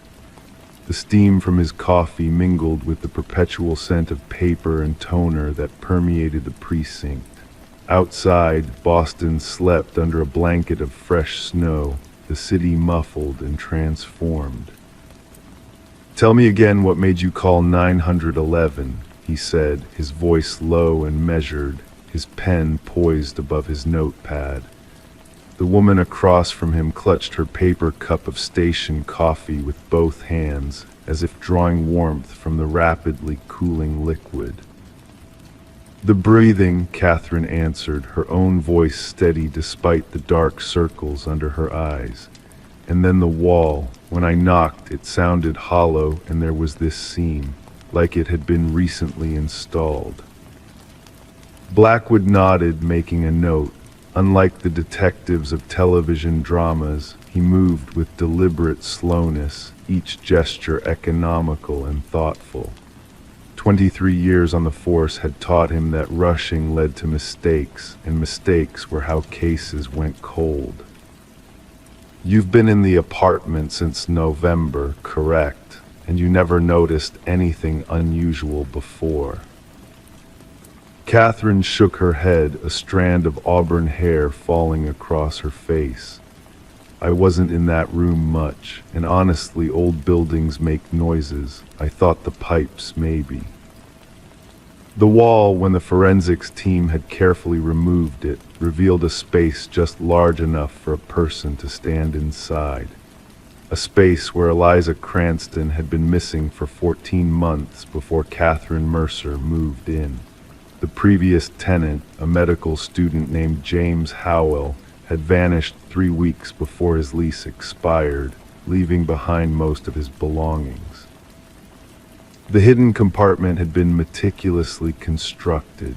Soundproofing material lined the inside, with small, almost invisible air holes drilled through the apartment's exterior wall. A narrow tube, disguised as part of the building's plumbing, allowed for the introduction of water. The careful planning spoke of patience, of time invested in creating the perfect prison. In the silent evidence room, Detective Blackwood spread photographs across the metal table. The compartment, the feeding tube, the waste disposal system, cruelly efficient, and most disturbing of all the marks. Hundreds of small, careful tallies scratched into the inside of the false wall. 427 days marked in sets of 5. Eliza Cranston had kept count. "The previous tenant is our primary person of interest," Lieutenant Sarah Keene said during the briefing, her voice carrying through the crowded room. James Howell, 27, third-year medical student at Boston University. His professors describe him as brilliant but withdrawn, no known connection to the victim before her disappearance. Blackwood studied Howell's driver's license photo projected on the wall, an unremarkable face, the kind that blended into crowds that neighbors would describe as quiet and kept to himself. The most dangerous kind of face. He's in the wind, Keene continued. Credit cards inactive since his disappearance. Passport hasn't been used. His family in Minnesota hasn't heard from him in over a year. In the hospital room, Eliza Cranston lay beneath white sheets, monitoring equipment beeping softly beside her. 14 months in darkness had left her skin with an almost translucent quality, her muscles atrophied, her eyes sensitive to even the gentlest light. But she was alive. Against all odds, she had survived. She's not ready for a formal interview, the doctor told Blackwood, speaking in hushed tones outside the room. Physically, she's recovering remarkably well, but the psychological trauma that will take much longer to assess. What they didn't know came from fragments Eliza had shared during moments of lucidity. The man had worn a mask. He had spoken rarely, and when he did, he disguised his voice. He had been methodical in her care, preventing bed sores, providing vitamins, treating the beginnings of infections with antibiotics. He said he was saving me, she had whispered to the nurse who held her hand during the first night. Saving me for when the world outside was gone. 3 weeks after Catherine Mercer discovered the false wall, James Howell remained missing. His face appeared on digital billboards across the state, on television news broadcasts, on the front page of the Boston Globe. The story captivated the public, the hidden compartment, the medical student who vanished, the woman who survived over a year in darkness. Detective Blackwood returned to the Westbrook apartments on a Wednesday morning, walking the perimeter of the building, studying its red brick facade and ornate cornices with tired eyes. Something about the case had worked its way under his skin, into the spaces between his thoughts. Something about the meticulous planning, the patient cruelty of it. In apartment 3B, now empty and sealed with police tape, he stood in the spare bedroom, facing the closet with its door hanging open. The false wall had been removed, the hidden compartment exposed like an open wound in the building's structure. "Why here?" he murmured to the empty room. "Why her?" The questions echoed without answer, and somewhere in the walls, the pipes groaned with the pressure of flowing water, a sound not unlike a human sigh. The case of Eliza Cranston and the hidden compartment in apartment 3B would eventually join others in Blackwood's filing cabinet, some solved, some not. James Howell would remain a ghost, his whereabouts unknown, his motives unconfirmed. And in Boston apartments with stubborn closet doors and walls that seemed just slightly too new, residents would sometimes pause, listening for the sound of breathing beyond the plaster, before telling themselves it was only the building settling, only the pipes, only the wind. Story 10. In the stillness of the night, a mysterious package arrived in the mail, shrouded in secrecy. Wrapped in a plain envelope with no return address, it held a single brass key, weathered by time's gentle touch. The homeowner, Sarah Miller, felt a strange familiarity, though she couldn't recall ever seeing it before. With a sense of curiosity tinged with unease, Sarah tried the key in every lock she possessed, but to no avail. It refused to turn, a silent enigma in her hands. Perplexed, she placed it on the coffee table, where the old grandfather clock in the hallway let out a solitary, haunting chime a sound that had long been silenced by broken mechanisms. Puzzled and unnerved, Sarah reported the peculiar event to the authorities, seeking answers to the enigmatic key that had found its way into her possession. Little did she know that this seemingly innocuous incident would unfurl into a web of darkness that would shroud her once peaceful suburban neighborhood.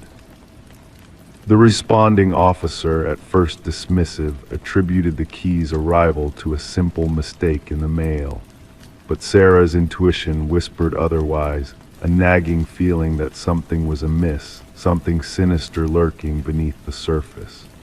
Reluctantly, the officer took the key as evidence, sealing it in a small evidence bag that would soon become the focal point of a harrowing investigation. As the case file landed on the desk of Detective Robert Harmon, a seasoned investigator from the Special Victims Unit, a chill crept down his spine at the sight of the unassuming brass key. There was an unsettling quality to it, a silent menace that belied its ordinary appearance.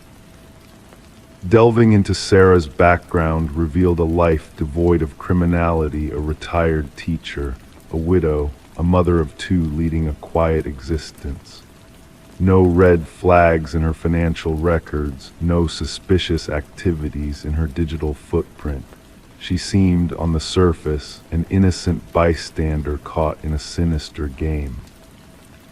Forensic analysis yielded little, with only Sarah's fingerprints present on the key. The postmark on the envelope provided no clues, and the key itself, a standard Schlage, bore the marks of age and use. It was a dead end until Detective Harmon decided to run the key's unique bidding pattern through the department's database.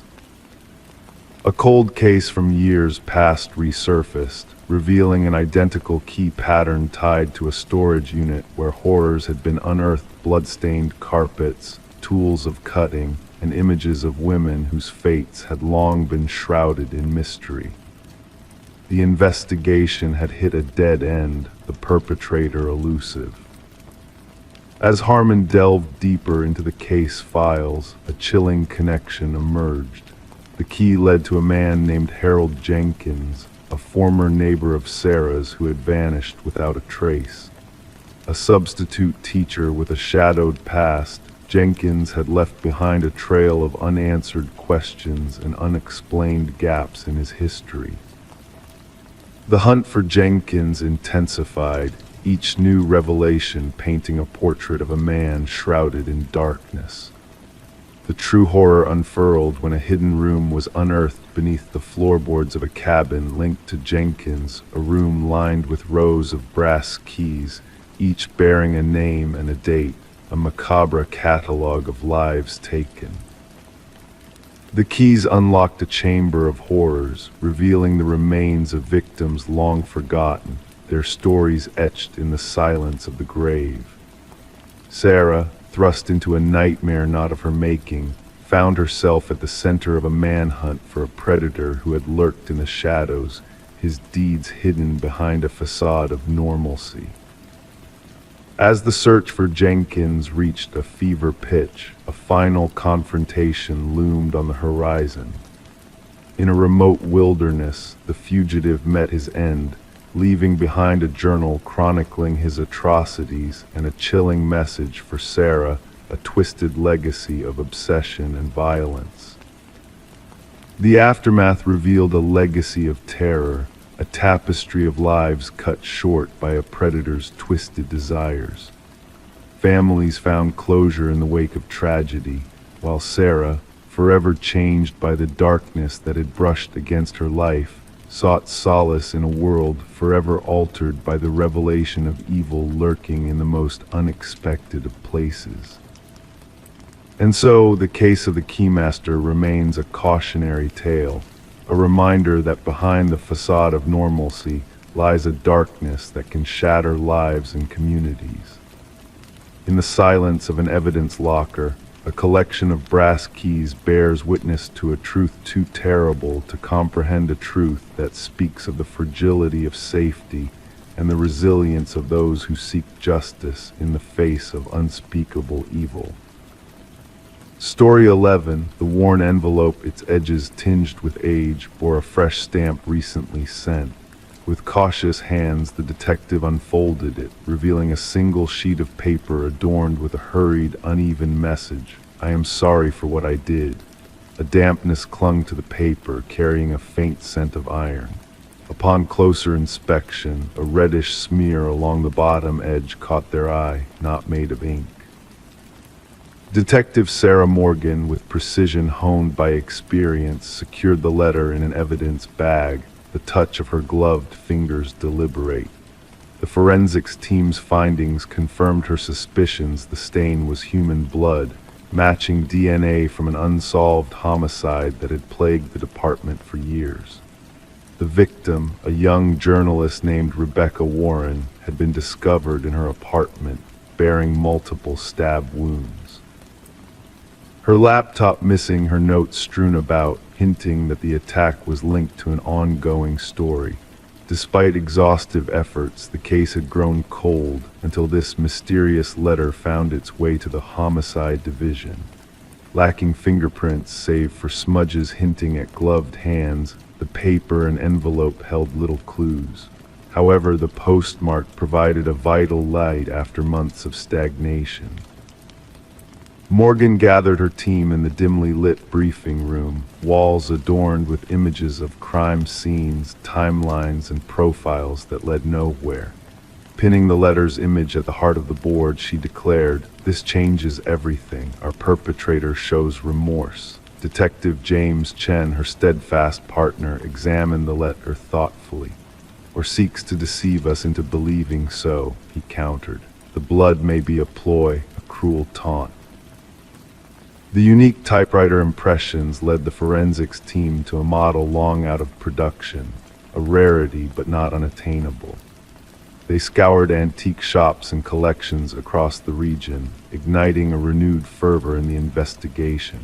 Delving into Rebecca's life, they learned of her relentless pursuit of truth, particularly in exposing corruption. Her last assignment delved into a wealthy family embroiled in local politics, marked by a patriarch's recent demise and ensuing familial discord. Interviews with Rebecca's boyfriend, Michael Barnes, unveiled subtle shifts in his demeanor, hinting at concealed truths. Rebecca feared she was being followed, he confessed, his voice tinged with regret. "I dismissed it as paranoia. I should have listened." As the detectives probed further, a second letter arrived, bearing the same typewritten message, soaked in blood. This time, the confession spoke of secrets too dangerous to keep hidden. Pursuing the clues, they arrived at the mansion of the deceased patriarch, focusing their attention on the eldest son, Richard.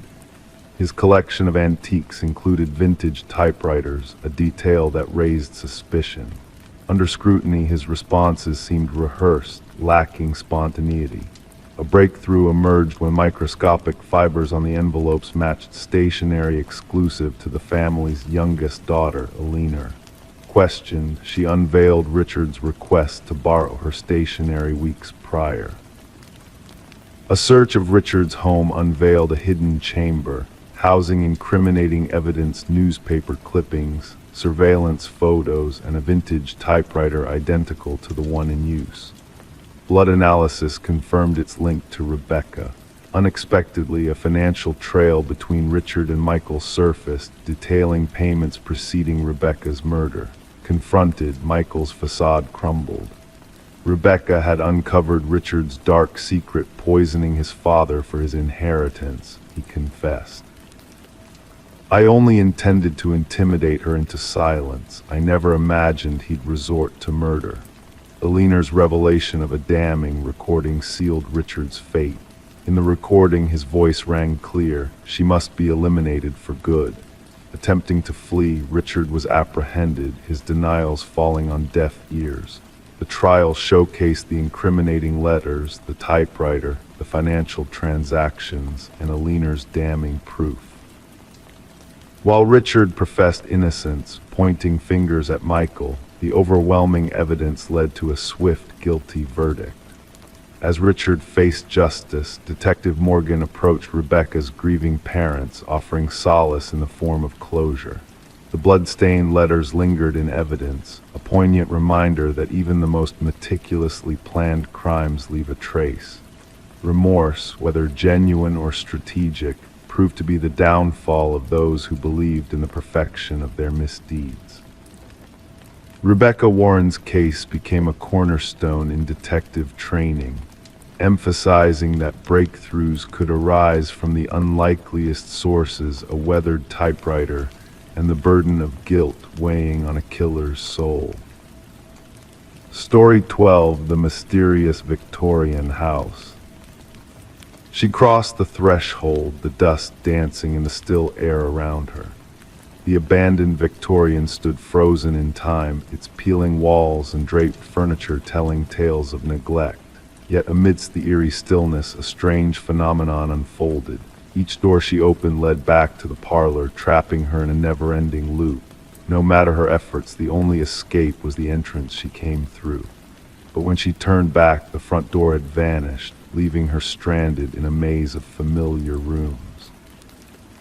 Detective Sarah Lind found herself at the heart of the mystery as the discovery of Morgan Pierce's lifeless body turned the once forgotten house into a crime scene. Forensic technicians moved silently through the dim interior, their presence ghostly in the shadows. The house, known for its unsettling reputation among locals, now held secrets darker than mere urban legends. The medical examiner's hushed voice revealed the chilling truth: Morgan had perished from asphyxiation, her serene expression belying the tragedy of her demise. Found seated in a vintage chair, she appeared almost as if she awaited a visitor, hands folded neatly in her lap, no signs of struggle marring her peaceful countenance. Questions lingered in the air as Lind delved into the case. Who had stumbled upon Morgan's lifeless form? A real estate agent showing the property, mistaking her for a trespasser until a closer look revealed the grim reality. The house, a relic of bygone days, had remained untouched since the passing of its previous owner, the leaner Blackwood, shrouded in legal disputes and forgotten by time. Morgan, a young scholar drawn to architectural enigmas, had been captivated by the Victorians' mysterious allure. Her journal entries hinted at strange phenomena within its walls: acoustic anomalies, shifting doorways, and chilling cold spots that defied logic. Her pursuit of the truth had led her down a path fraught with peril. The investigation uncovered a disturbing detail in Morgan's autopsy, a trace of a rare alkaloid, suggestive of shamanic rituals in her system. Her boyfriend's insistence on her dedication to research cast a shadow of doubt on the substance's presence. Deleted messages hinted at a mysterious connection to someone who shared her intrigue, someone who whispered cryptic truths about the house's forgotten past. Adam Reeves, an architectural historian entangled in Morgan's research, emerged as a central figure in the unfolding drama. His insights into the house's deceptive design hinted at a reality beyond mere optical illusions. Yet his alibi placed him far from the scene of Morgan's demise, leaving investigators grasping at straws in the dark. A revelation from Eleanor Blackwood's grandson unveiled a chilling legacy hidden within the Victorians' walls: a history of inexplicable deaths, always in the parlor, always in peace. Dubbed the Claiming by the Blackwood family, the sinister influence lurking in the shadows had claimed more than one soul over the years. A hidden compartment behind the parlor fireplace unveiled artifacts of ancient origin, their significance pointing to a deity of liminal spaces. The pieces of the puzzle began to align, painting a picture of forces beyond comprehension at play. Dust patterns revealed a spectral presence in the house, fingerprints hinting at an unseen observer during Morgan's final moments. As the investigation deepened, tragedy struck once more with Adam Reeves' untimely demise, mirroring Morgan's fate in eerie detail. A key clutched in his lifeless hand unlocked the hidden chamber, revealing secrets long kept hidden from prying eyes. His final words echoed a truth that transcended the physical realm, a revelation that once understood, bound one's perception to the house's enigmatic confines. The case, shrouded in mystery, remained unresolved as the Victorians' doors closed to the world, condemned by authorities to keep its secrets buried.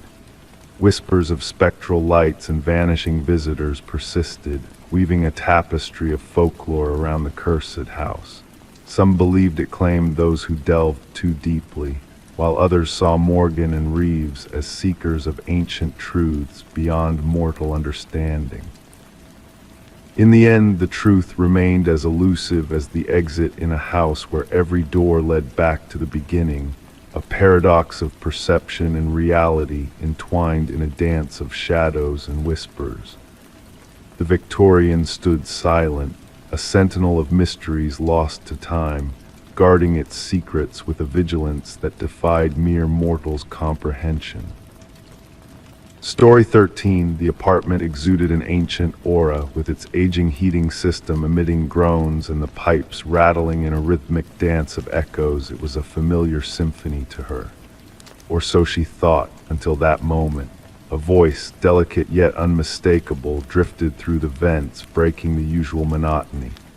It wasn't the typical distant murmurs of a neighbor's conversation. It was a whisper, almost beckoning, calling her name softly.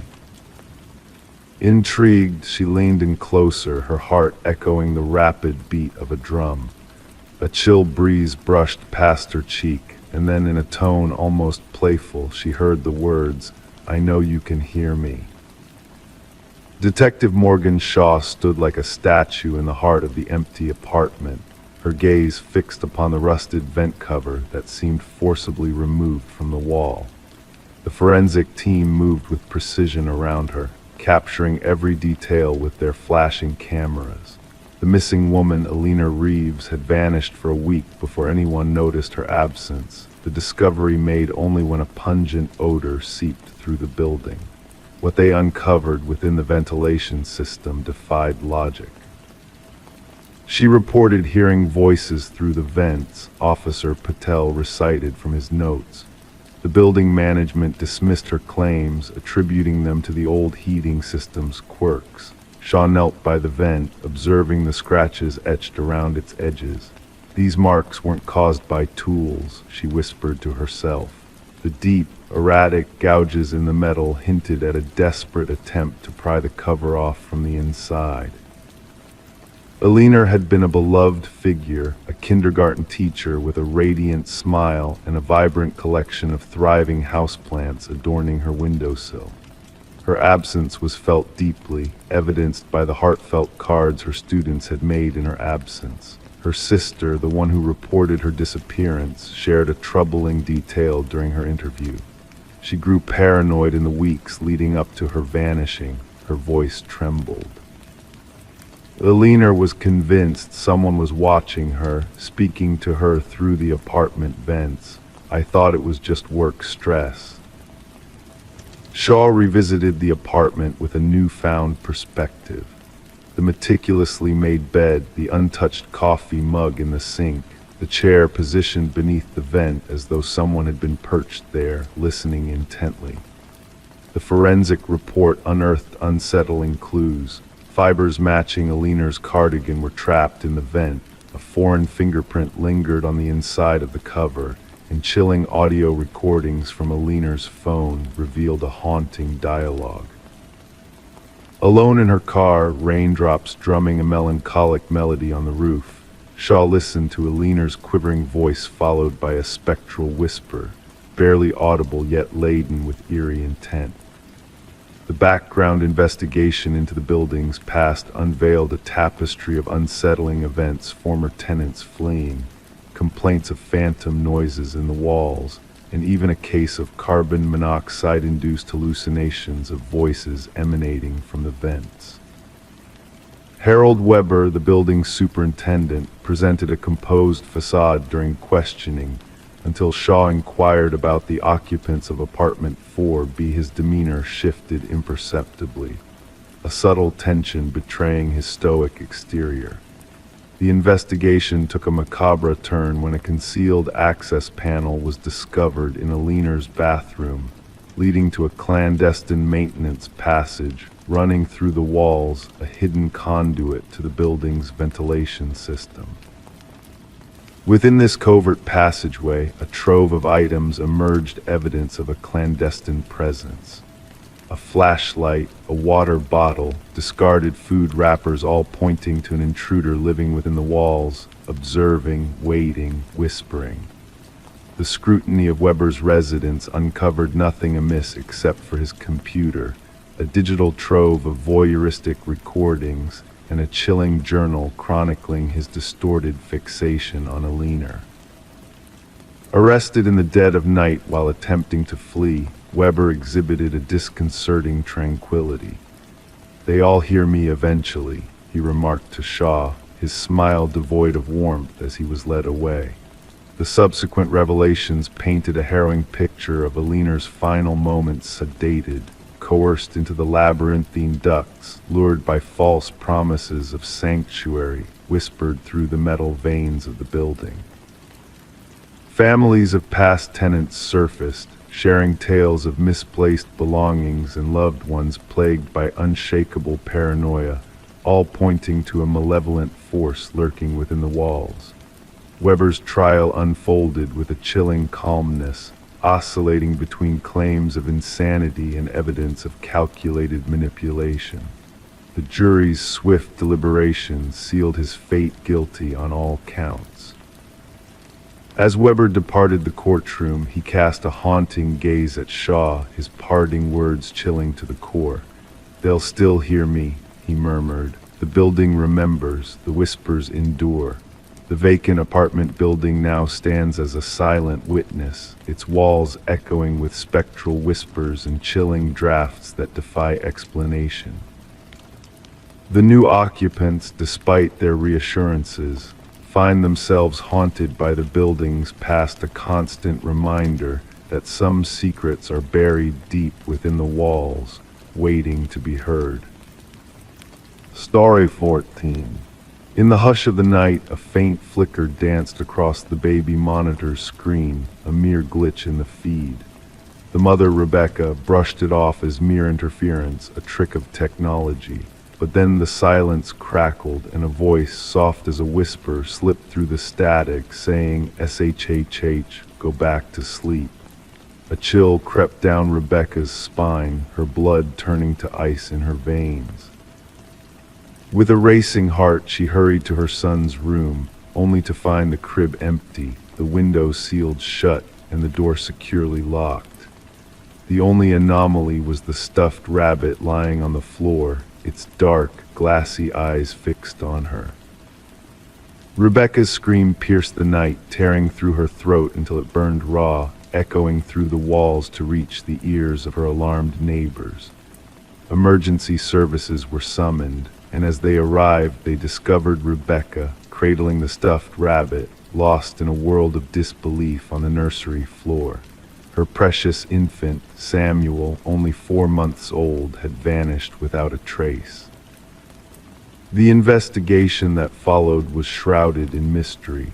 No signs of forced entry marred the home, the security system steadfastly guarding the premises. The baby monitor footage revealed no anomalies except for that haunting voice and the crackling static that followed. How could someone slip in, snatch a child, and vanish without a trace, leaving nothing disturbed except for a simple toy? Suspicion fell upon Rebecca, her marriage to Daniel strained, their lives shadowed by the struggles of postpartum depression. Detectives noted her unnervingly composed demeanor during questioning, raising doubts among the community, casting shadows of doubt upon her grief-stricken heart. But then a glimmer of hope emerged. Tiny fibers, foreign to the household, were discovered on the nursery windowsill. They belonged to a rare climbing rope, hinting at the possibility of an intruder scaling the walls to reach the second-floor nursery. Surveillance footage from the neighbors unveiled a dark figure lurking in the night. A partial footprint matching specialized boots hinted at a skilled climber's presence. As the focus shifted, Daniel, returning from a business trip, found himself under scrutiny. Unusual calluses on his hands hinted at a new hobby rock climbing a detail that raised eyebrows. Financial records painted a grim picture, with a hefty life insurance policy taken out on Samuel, mysterious calls to an unknown number, and a hidden second family unbeknownst to Rebecca. The case took a sinister turn with the revelation of a hacked baby monitor, its signal manipulated to deceive. Tracking the digital breach led investigators to a chilling discovery in a basement, a woman named Elaine caring for Samuel. Elaine, Daniel's first wife, haunted by a past miscarriage, sought to reclaim what she had lost through a twisted plan involving Daniel, a plan fueled by greed and desperation. During the trial, the courtroom hushed as the baby monitor's enhanced audio played, unraveling the tangled web of deceit. The whispered words were chilling, but beneath them lurked another sound, a cough, unmistakably Daniel's, placing him at the scene of the crime he professed ignorance of. The truth emerged, condemning Daniel and Elaine to the full extent of the law. Rebecca and Samuel sought solace in a fresh start, far from the shadows of the past. The case served as a cautionary tale, prompting a reevaluation of security measures in homes across the nation. The sophistication of modern crimes, exploiting technology's vulnerabilities, served as a stark warning to all. Samuel grew up shielded from the memories of that fateful night, while Rebecca safeguarded the stuffed rabbit, a silent witness to the truth hidden in the whispers of the baby monitor. The monitor, a silent sentinel, had captured the truth in its own cryptic way, a truth that would forever linger in the shadows of the night. Story 15. Renovations always held the promise of unveiling hidden treasures. Among the debris of bygone eras, old newspapers, broken trinkets, forgotten photographs, a couple stumbled upon a peculiar discovery when they lifted the floorboards of their newly acquired Victorian-era home. Nestled beneath the aged wood lay a neatly folded letter, its paper fragile and its ink faded with time. Yet the words etched upon it were stark in their warning: "Don't trust the one who knocked." Before the couple could grasp the full weight of this mysterious message, 3 sharp knocks reverberated through the silent house, sending shivers down their spines. Sarah and Michael, drawn to the charm of ornate moldings and the rich history of the estate auction where they acquired the house, never anticipated the unsettling revelations their renovation project would bring. Detective Alina Reed, a seasoned investigator with weathered hands that bore witness to years of handling evidence, arrived at the scene with her partner. The exposed floorboards revealed a dark void underneath, where the ominous letter had been concealed. Reed, mindful of contamination, delicately retrieved the note, already touched by the unsuspecting couple. As the couple recounted the chilling sound of knocking, Reed delved into their backgrounds, finding no cause for suspicion. Sarah and Michael, newlyweds with solid reputations and stable lives, seemed genuinely shaken by the inexplicable events unfolding in their new home. However, the history of the house told a more intricate tale. Once belonging to the Hargrove family for generations, it had stood vacant for 2 years following the passing of its last inhabitant, Margaret Hargrove, an elderly widow who led a solitary existence. Despite her unassuming nature and lack of enemies, a sense of unease lingered. Forensic analysis traced the letter back approximately 2 decades, revealing a handwriting fraught with distress and urgency. Margaret, in her 60s at the time, lived with her late husband, Franklin, who had preceded her in death by 5 years. Reed's investigation widened as she combed through county records and interviewed acquaintances of the Hargroves. Franklin, a respected retired teacher known for his woodworking skills, had left behind pieces of his craftsmanship within the house.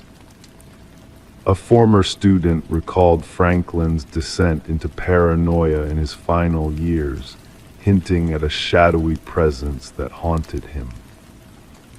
A breakthrough emerged during Reed's conversation with Margaret's sister, now residing in a care facility. Through her fading memories, a revelation surfaced: Margaret's fear of a relentless collector who came knocking, demanding payment for Franklin's gambling debts. Despite Margaret's intentions to sell the house to settle the debts, Franklin's refusal plunged them into a chilling confrontation with dire consequences.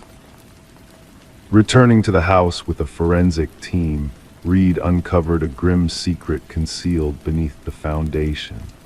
The cadaver dogs led them to a male skeleton, its fractured skull bearing witness to a violent end. Dental records excluded Franklin Hargrove as the victim, revealing the identity of Victor Mercer, a notorious loan shark and gambling collector who had vanished without a trace 2 decades prior. Further excavation unearthed a wallet containing Mercer's ID, sealing the fate of the long-missing figure in the shadows of the past. Forensic evidence and Margaret's hidden diaries found in the attic painted a harrowing picture of events that unfolded. Franklin's mounting debts, Mercer's menacing presence, and the fatal clash that ensued, all buried beneath the house's floorboards. Margaret, coerced into complicity out of fear and loyalty, bore the weight of the dark secret for years, haunted by phantom knocks that echoed in the empty rooms. The case, pieced together through meticulous investigation, provided closure long overdue. Victor Mercer's remains were returned to his family, marking a belated serving of justice. Sarah and Michael, unable to reconcile the house's haunting history, sold the property, leaving it abandoned amidst whispers of ghostly echoes in the night. The note, a chilling artifact of the past, remained in evidence storage, a stark reminder: don't trust the one who knocked. Margaret's cryptic warning lingered, leaving unanswered questions in its wake. Detective Reed reflected on the enigmatic nature of some mysteries, acknowledging that the truth may elude even the most astute investigators. As the house stood silent, its secrets buried beneath layers of time, the echoes of 3 distinct knocks in the dead of night stirred rumors of a past that refused to rest. Whether a specter of the past or a mere trick of sound, the house held its secrets close, guarding the memory of those who had succumbed to its dark legacy. Story 16, the real estate listing made no mention of a basement. The blueprints were devoid of any reference to it. Yet as the family unraveled the old carpet, they stumbled upon a concealed door. It bore a heavy, rusted handle. It took 3 of them to wrench it open. Stale air, thick with the scent of damp earth, greeted them as they descended the steps into the darkness. They anticipated finding storage space. Instead, they encountered a solitary chair beneath a swaying light bulb. And on the wall behind it, a series of photographs depicting them.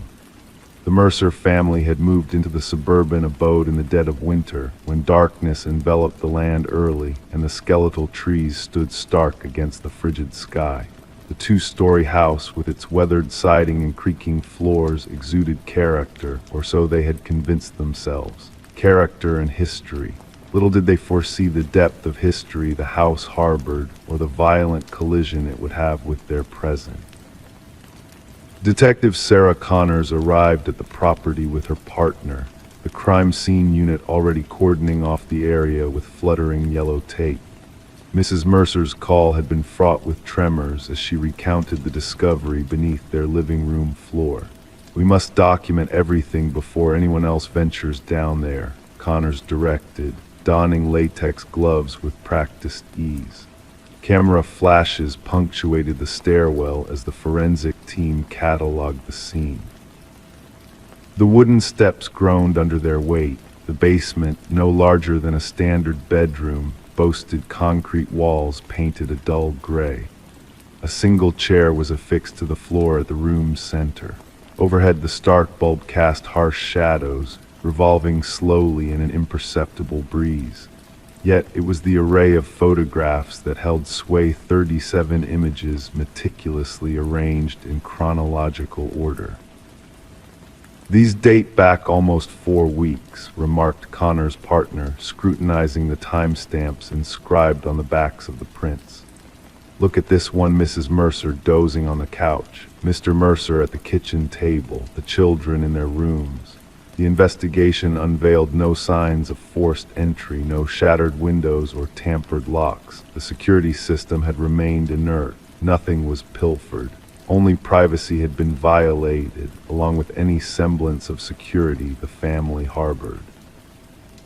Forensic analysis revealed multiple fingerprints throughout the basement, many belonging to former proprietors of the house. Records divulged that the property had changed hands 6 times in the previous decade, each family departing within a year and selling at progressively reduced prices.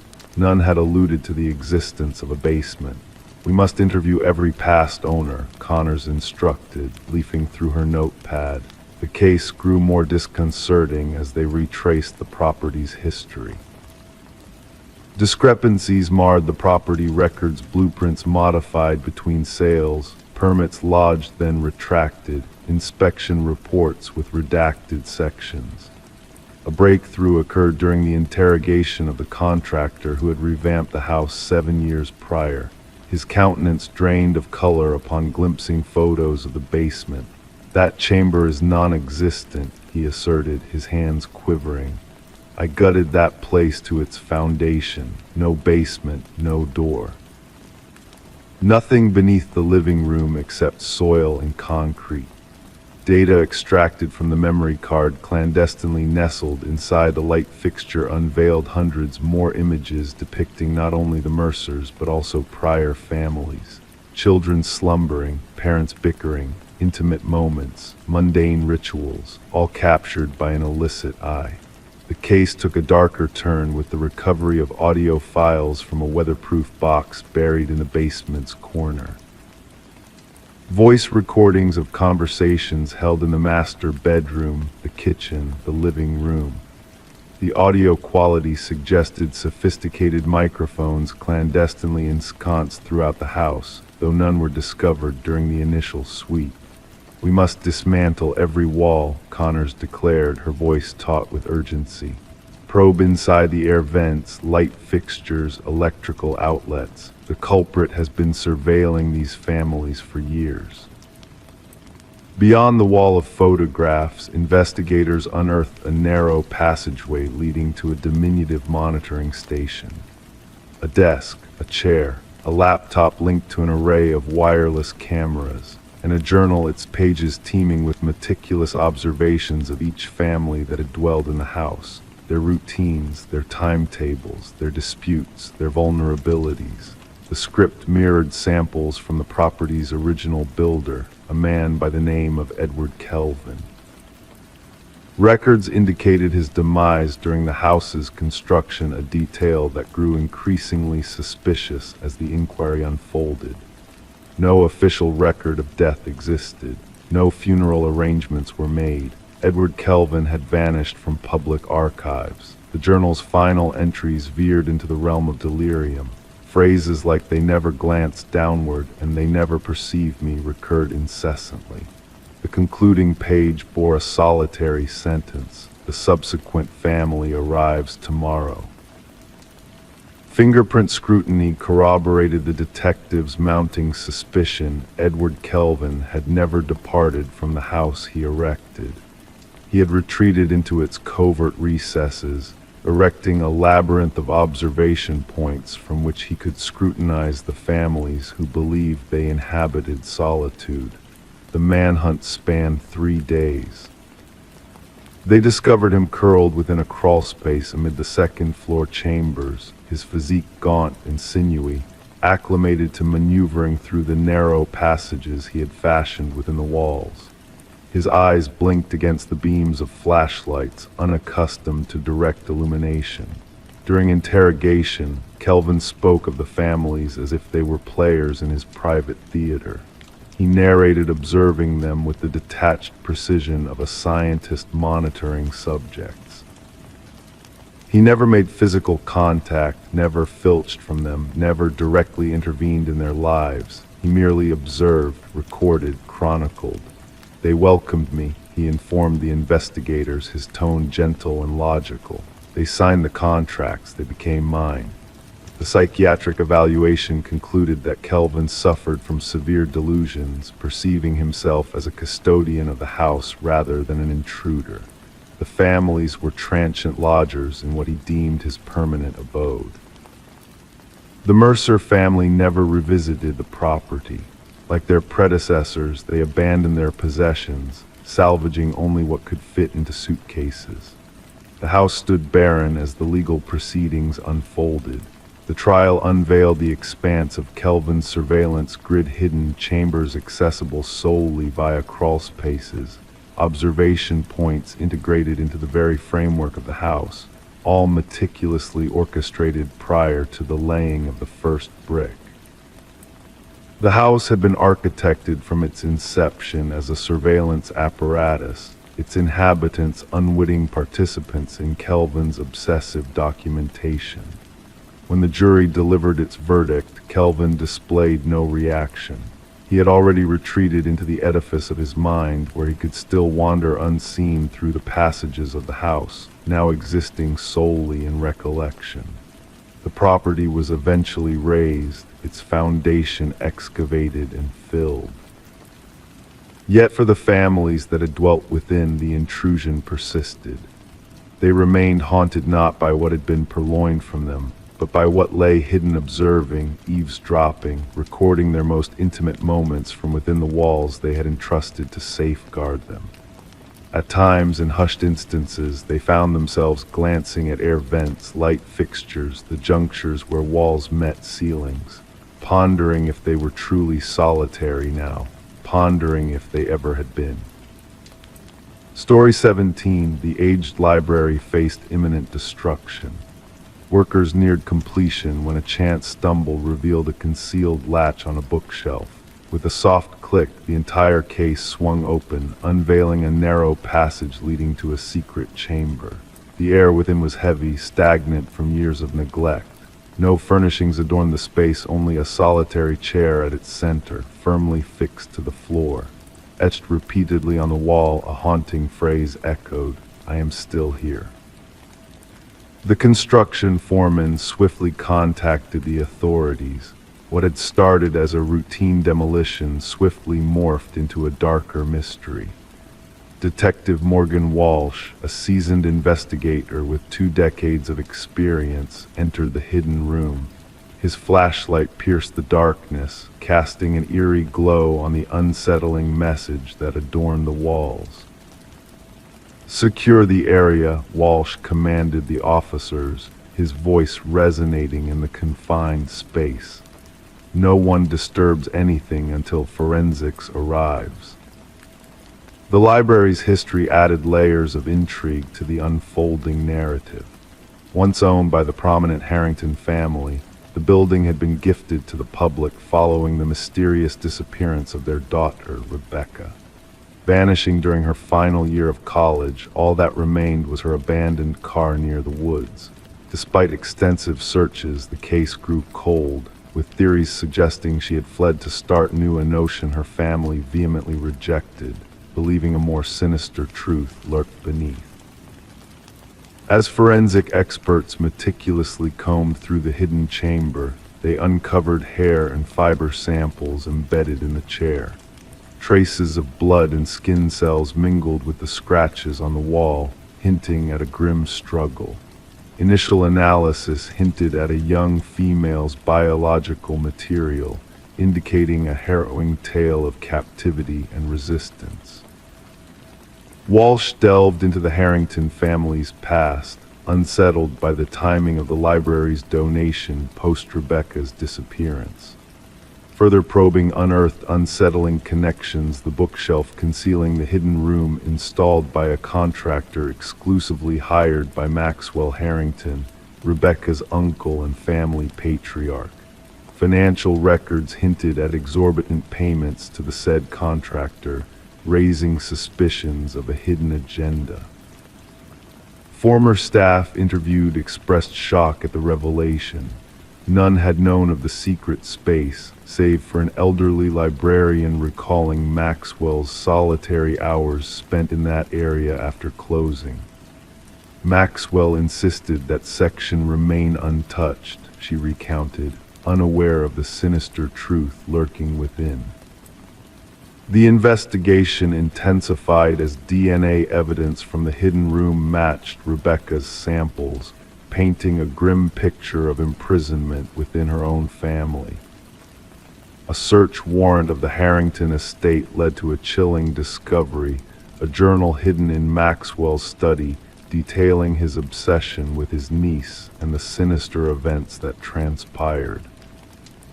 Confronted with irrefutable evidence, Maxwell confessed to his heinous deeds. Driven by fear of exposure, he had imprisoned and ultimately killed his own niece, burying her beneath the hidden room's floor. As excavations confirmed Rebecca's fate, justice caught up with Maxwell, bringing closure to a decades-old tragedy. The Harrington family, bearing the weight of sorrow and betrayal, witnessed Maxwell's sentencing, finding solace in the recovered remains of their lost daughter. The library, once slated for demolition, now stood as a somber memorial, a testament to a life unjustly taken and a truth long concealed. As the community mourned, flowers adorned the library's entrance, paying homage to a soul silenced too soon. Rebecca's message, etched in desperation, "I am still here," echoed through the halls, ensuring her memory endured, and justice prevailed, casting a solemn light on a dark chapter finally closed. Story 18, nestled beneath layers of forgotten belongings in the attic, the old box lay hidden, a relic of the house's past. Among the relics within were faded Polaroids capturing moments of joy and celebration, frozen in time, harmless memories, or so it seemed until she reached the final photograph. In that image, taken within her own living room, a sense of unease crept over her. The family depicted a woman with golden locks, a bespectacled man, and two children smiled obliviously at the camera, unaware of the ominous figure lurking in the shadows behind them. A mysterious man, watching from the hallway with an intensity that sent shivers down her spine. Rebecca descended the creaking wooden stairs, the weight of the photograph heavy in her hands. The house, once vast and empty, now felt oppressive, suffocating. Placing the photo on the cold kitchen counter, she scrutinized it under the harsh light, noting the uncanny resemblance of the setting to her own home, yet the faces of the family remained unfamiliar. Enter Detective Morgan, a figure cloaked in experience and intuition, his weathered leather jacket hinting at stories untold. With a keen eye, he examined the photograph, questioning Rebecca about the previous owners, the elusive Nelsons who had sold her the house. A trail of missing families unfolded as the investigation delved deeper, each residing in the house for precisely 1 year before vanishing without a trace. The revelation of the Sutherland family, the eerie details of their sudden disappearance, and the discovery of their preserved remains buried beneath the basement floor sent shockwaves through the community. The figure in the photograph, identified as Samuel Whitfield, the enigmatic architect of the house, long believed to be deceased, was at the heart of the mystery. As the investigation unraveled the dark secrets hidden within the house, a sense of impending danger loomed. Rebecca, now under police protection, found herself entangled in a web of trepidation. A chilling phone call in the dead of night, the mechanical click of a Polaroid camera capturing her every move, signaled that the sinister presence of Samuel Whitfield was far from eradicated.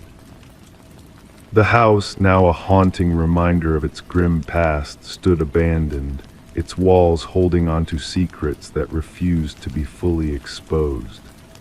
The enigma of Samuel Whitfield lingered, his whereabouts unknown, his sinister legacy casting a long shadow over the unsuspecting. As the truth seekers continued their quest for answers, a sense of foreboding pervaded the air. In the darkness, where shadows danced and whispers echoed, new photographs developed, capturing unsuspecting families in their grasp.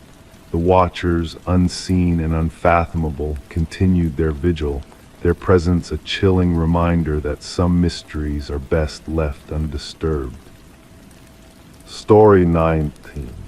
The gentle current whispered secrets as it flowed lazily that tranquil morning, the water mirroring the sky like a flawless glass canvas. The fisherman, lost in his thoughts, nearly missed the peculiar sight of a weathered suitcase bobbing near the shore. Initially dismissing it as discarded belongings, he felt a shiver crawl down his spine as he approached, and was enveloped by a pungent, heavy odor that clung to the air like a sinister embrace. The case, tightly bound in chains with rusted edges marking its time in the elements, held within it a chilling truth. Instead of garments, it cradled haunting remnants, a tangle of hair, fingers frozen in a macabre grip, and nestled at the bottom, a cryptic message that sent shivers down the spines of all who read it. This isn't the first. Detective Sarah Mercer, with her keen eyes and unwavering resolve, observed the somber scene with a mixture of sadness and determination. The victim, a woman in her mid-30s named Catherine Walsh, displayed signs of a life abruptly halted, her once dark hair now a ghostly reminder of the waters that claimed her. The meticulous work of the medical examiner painstakingly captured every detail before the body was tenderly lifted from its watery resting place. It wasn't the method of disposal that gripped Mercer's attention, but the eerie precision with which the victim had been adorned, manicured nails, freshly styled hair, adorned in garments of luxury. She wasn't brought here to be ended, Mercer mused, her gaze following the gentle lapping of the water against the muddy shore. She was ready, presented. Catherine Walsh, a successful real estate agent known for her expertise in high-end properties, led a seemingly solitary life in an affluent neighborhood, her polished facade belying a hidden darkness. Colleagues described her as driven, meticulous, and fiercely private, making her sudden disappearance all the more perplexing. As the investigation delved into Walsh's meticulously curated world, her home revealed secrets of its own. Every corner exuded an air of perfection, furniture arranged with precision, surfaces devoid of even a speck of dust. The kitchen held meticulously labeled meals, the closet a rainbow of organized attire. Yet a lone drawer slightly ajar in her home office unveiled a leather-bound journal that whispered of unseen terrors. The final entry hinted at a lurking presence. He's watching again. The same car, different plates. Through digital trails and forensic analyses, a pattern emerged. Walsh's inbox overflowed with cryptic messages from unknown senders, all bearing the haunting phrase, "I see your perfection," sent at precise moments on various days. Her online searches hinted at a growing unease, a fear palpable in her quest for security systems and self-defense tools. Mercer pieced together the puzzle, linking the meticulous care in Walsh's presentation to the ritualistic nature of her demise. A breakthrough arrived in an unexpected guise, a pawn shop owner identifying Walsh's missing emerald necklace in the possession of a familiar face, Michael Linden, a nondescript maintenance worker with a penchant for the unnoticed. Surveillance footage painted a chilling picture of Linden's calculated movements, his quiet presence belying a sinister purpose. Inside his modest abode, a chilling tableau unfolded, a shrine to Walsh and others, each woman a reflection of the last, captured in unsuspecting moments of vulnerability. In the starkness of the interrogation room, Linden's facade of normalcy cracked under the weight of damning evidence. His admission, devoid of remorse, revealed a twisted rationale driven by his obsession with perceived imperfections. They were flawed, he uttered, his voice devoid of emotion. Their perfection was a facade, a lie I couldn't abide. Linden's meticulous cataloging of his victims' lives, his careful corrections of their perceived faults, painted a portrait of a man consumed by a dark compulsion. The search for the missing pieces of Linden's sinister puzzle led to the recovery of 2 more suitcases, each bearing the remnants of lives snuffed out in the pursuit of a twisted ideal.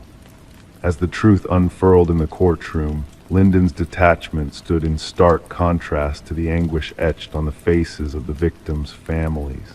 A life sentence sealed his fate, a sentence mirrored in the eyes of those he had wronged. For Detective Mercer, the case closed with a heavy finality, yet shadows of uncertainty lingered. What drove Linden to fixate on these women, to seek out and destroy their perceived flaws with chilling precision? The river continued its meandering journey downstream, carrying away the remnants of a dark chapter. But in the quiet of the precinct, amid the hum of fluorescent lights, sat the haunting reminders of lives intertwined by fate and darkness, a stark reminder that beneath the veneer of normalcy, monsters sometimes dwell, waiting for the moment of revelation, the crack in the facade that exposes the truth hidden in plain sight. Story 20. In the stillness of the night, a house lay silent, its windows dark, its rooms empty of life. For years it had stood abandoned, a silent witness to the passage of time. Whispers among the neighbors spoke of a young woman who had vanished without a trace, leaving behind a mystery that lingered in the air like a ghostly presence. When the new tenants arrived, eager to breathe life back into the neglected home, they were met with a chilling discovery. The bedroom, locked tightly from within, resisted their attempts to unlock its secrets. With a creak and a groan, the door finally relented, revealing a scene frozen in time. The air inside was heavy, thick with the weight of years gone by. Dust motes danced in the dim light, settling on surfaces untouched for too long. Yet amidst the stillness, something felt amiss. The bed was neatly made, the mirror polished to a sheen. And there on the desk, a solitary candle stood vigil, its wax long since melted into oblivion, a silent witness to the passage of time. But it was the notebook, open to a page filled with fresh ink, that drew their gaze. Detective Morgan, a figure of quiet determination, pored over the pages while forensic technicians combed the room for hidden truths. The writing, elegant and precise, belonged to Elise Winters, a name whispered in hushed tones, a soul lost to the shadows. Her words, etched in ink, told a tale of fear and foreboding. "I know he's watching me tonight," the final entry read, a plea for help lost to the void. The room held its secrets close, the walls echoing with the ghostly whispers of a woman long gone. As the investigation unfolded, a web of deceit and betrayal unfurled before their eyes. Elise, a paralegal with a keen eye for detail, had stumbled upon a truth too dangerous to ignore. Her meticulous notes, her hidden files all pointed to a sinister conspiracy lurking in the shadows of power and privilege. The room, a silent witness to her final moments, yielded its secrets grudgingly. Hidden compartments revealed a trove of damning evidence, a trail of breadcrumbs leading to the heart of darkness. The truth, like a serpent coiled in the shadows, waited to strike. Through the tangled web of lies and deception, Detective Morgan uncovered a truth too terrible to bear. Elise's voice, captured in recordings, echoed through the room, a haunting melody of justice denied. Vincent Harriman, a man of power and influence, stood at the center of it all, his hands stained with blood and betrayal. As the pieces fell into place, a portrait of greed and corruption emerged. The pharmaceutical giant, Westridge Pharmaceuticals, stood at the heart of the darkness, its sins laid bare for all to see. The price of their ambition, paid in blood and tears, echoed through the empty room like a mournful dirge. In the end, justice prevailed, though the cost was steep. Harriman, a wolf in sheep's clothing, was unmasked, his lies stripped bare for the world to see. The truth, a beacon in the darkness, shone brightly, illuminating the path to redemption. And so the house stood once more, a silent sentinel in the night, its walls echoing with the memory of a woman who refused to be silenced. Elise Winters, a name etched in history, a soul at peace in the light of justice. The room, her final sanctuary, whispered its secrets to the wind, a testament to the power of truth in a world shrouded in darkness. As the night deepened and the stars whispered their lullabies, the house stood silent once more, its secrets laid bare for all to see. And in the stillness of the night, a soft glow flickered in the upstairs window, a beacon of hope in a world fraught with shadows. Story 21. The tale unfolds in the quiet shadows of a closing costume shop, where old inventory found new homes in the hands of eager buyers. Among the remnants of forgotten disguises, a woman's gaze settled on a mask resting on a dusty shelf. Its delicate features held an unsettling, lifelike quality that drew her in, despite a subtle unease stirring within her soul. Placing the mask on the counter, she noticed a hesitancy in the cashier's eyes as he muttered, "That's not ours." Perplexed, she sought a clue on the mask's origins, but the absence of a tag left her with more questions than answers. Choosing to bring it home, she could never have foreseen the haunting events that would unravel in the dark of night. Awakening to a soft rustle, she sensed a presence in the room, a whisper of fabric shifting. Panic gripped her heart as she realized the mask was no longer where she had left it. An eerie chill settled in the air as she turned to find it perched on her nightstand, its gaze fixed upon her with an intensity that sent shivers down her spine. The woman, known as Catherine Reed, was later discovered by a concerned neighbor who stumbled upon a chilling scene in her home. The morning light spilled through the slightly ajar door, illuminating a stillness that belied the horrors within. Catherine lay lifeless on the bedroom floor, the mysterious mask vanished without a trace. Detective Morgan's arrival brought a solemn air to the investigation as forensics meticulously documented the eerie tableau before them.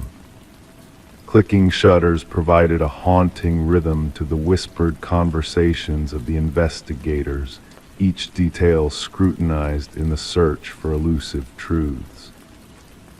Amidst the ordinary surroundings, a sense of dread lingered, a single drawer ajar, a lipstick-stained water glass, and the frozen expression of terror etched upon Catherine's features. The cause of her demise remained shrouded in mystery, with no visible wounds or signs of struggle to offer a clue. Delving into Catherine's life, the detective uncovered a woman of precision and passion, renowned for her discerning eye as an art appraiser. Colleagues spoke of her uncanny ability to detect the subtle nuances of authenticity, a talent that now seemed to have led her down a path of darkness. A pivotal discovery emerged from security footage of the costume shop, revealing the cashier's bafflement at the enigmatic mask. Further inquiries exposed a web of secrets tied to the shop's murky past, where items from a deceased collector's estate held a sinister legacy. Forensic analysis unveiled microscopic fibers clutched in Catherine's lifeless hands, a macabre puzzle hinting at a malevolent force at play.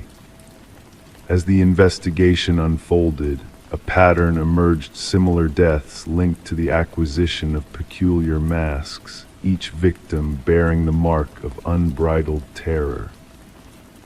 Consulting with a retired detective, the case took a chilling turn as ancient symbols hidden within the masks hinted at a dark ritual of soul transference.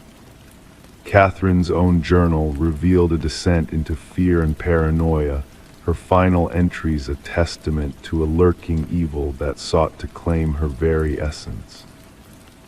The truth, stranger than fiction, coalesced in a narrative of dread and despair, a cycle of death and possession that spanned centuries and defied rational explanation.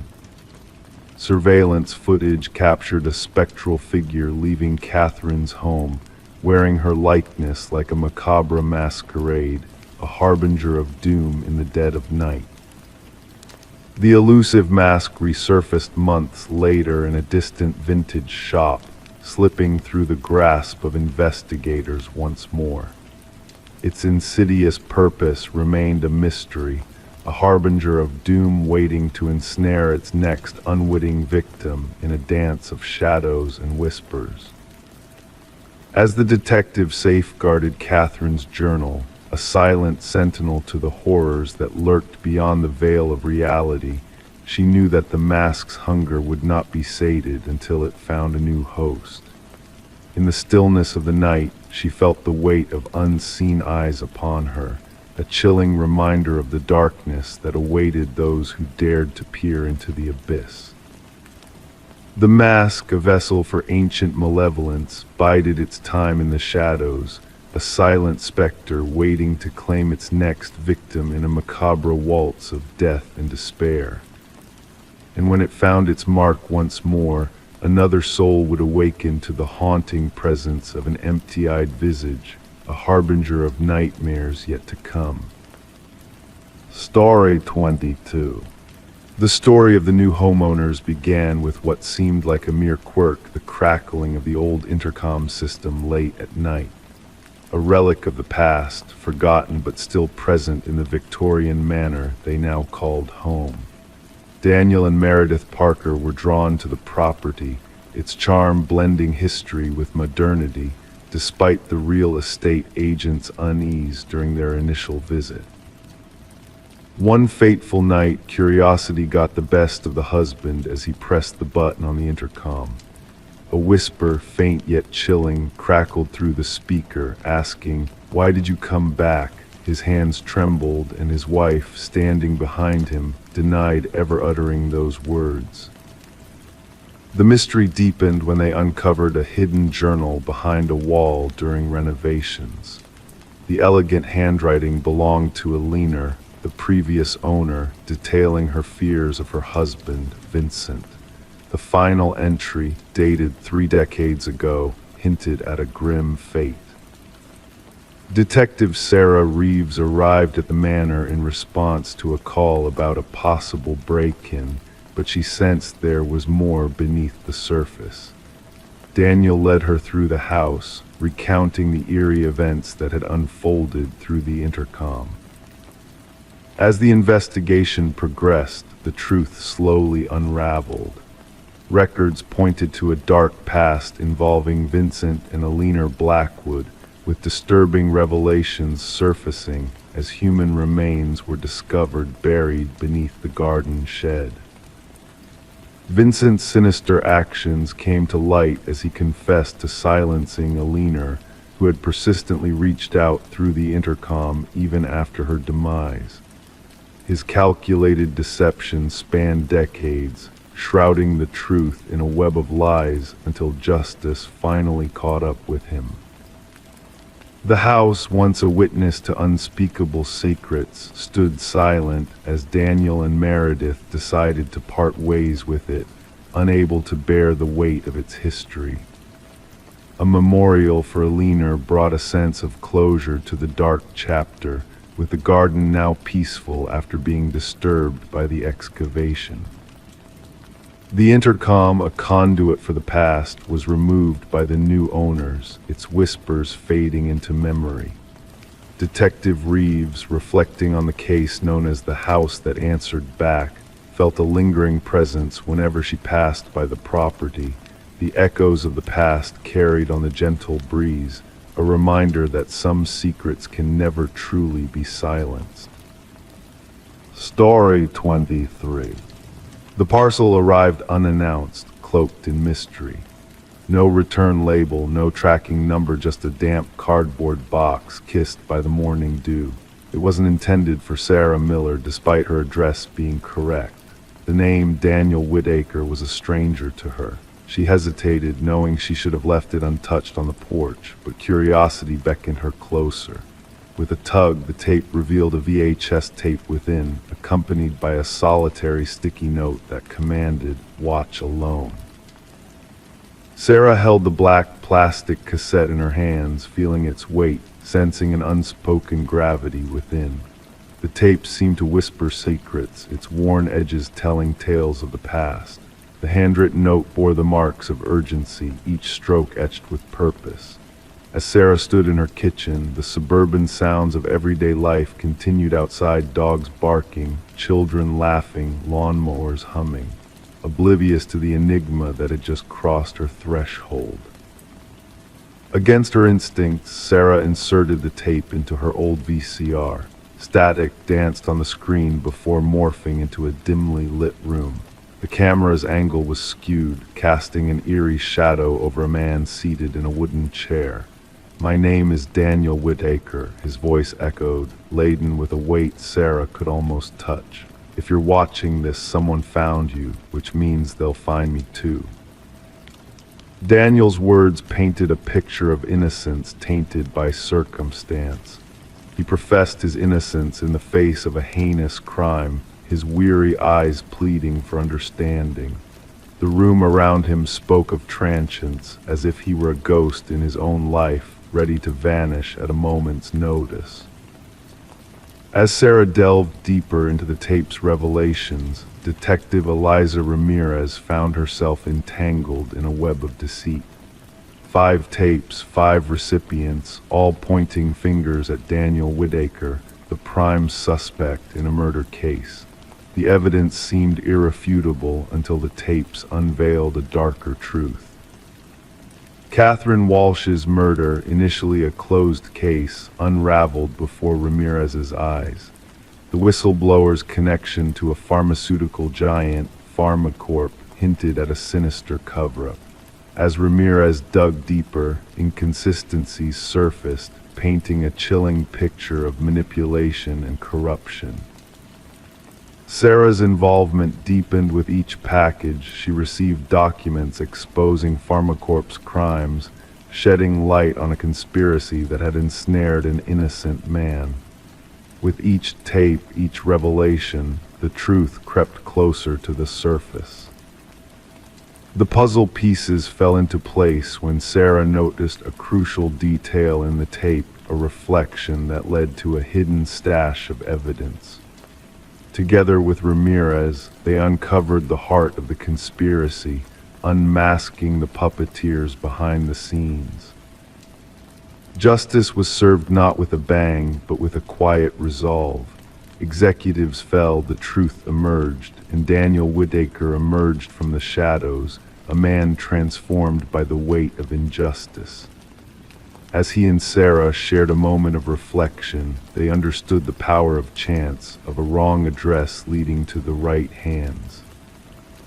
The VHS tapes stood as relics of a journey through darkness, a reminder that truth often arrives in unexpected forms, waiting for the curious souls willing to unravel its mysteries in the dead of night.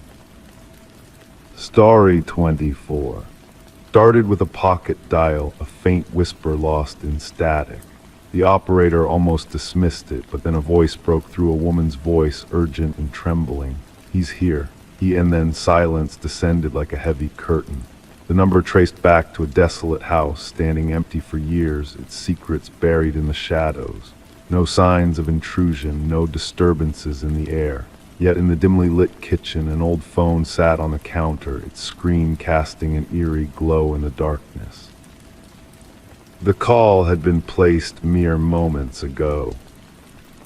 Detective Morgan Reed, with a furrowed brow, pressed the playback button repeatedly, each time hoping for clarity.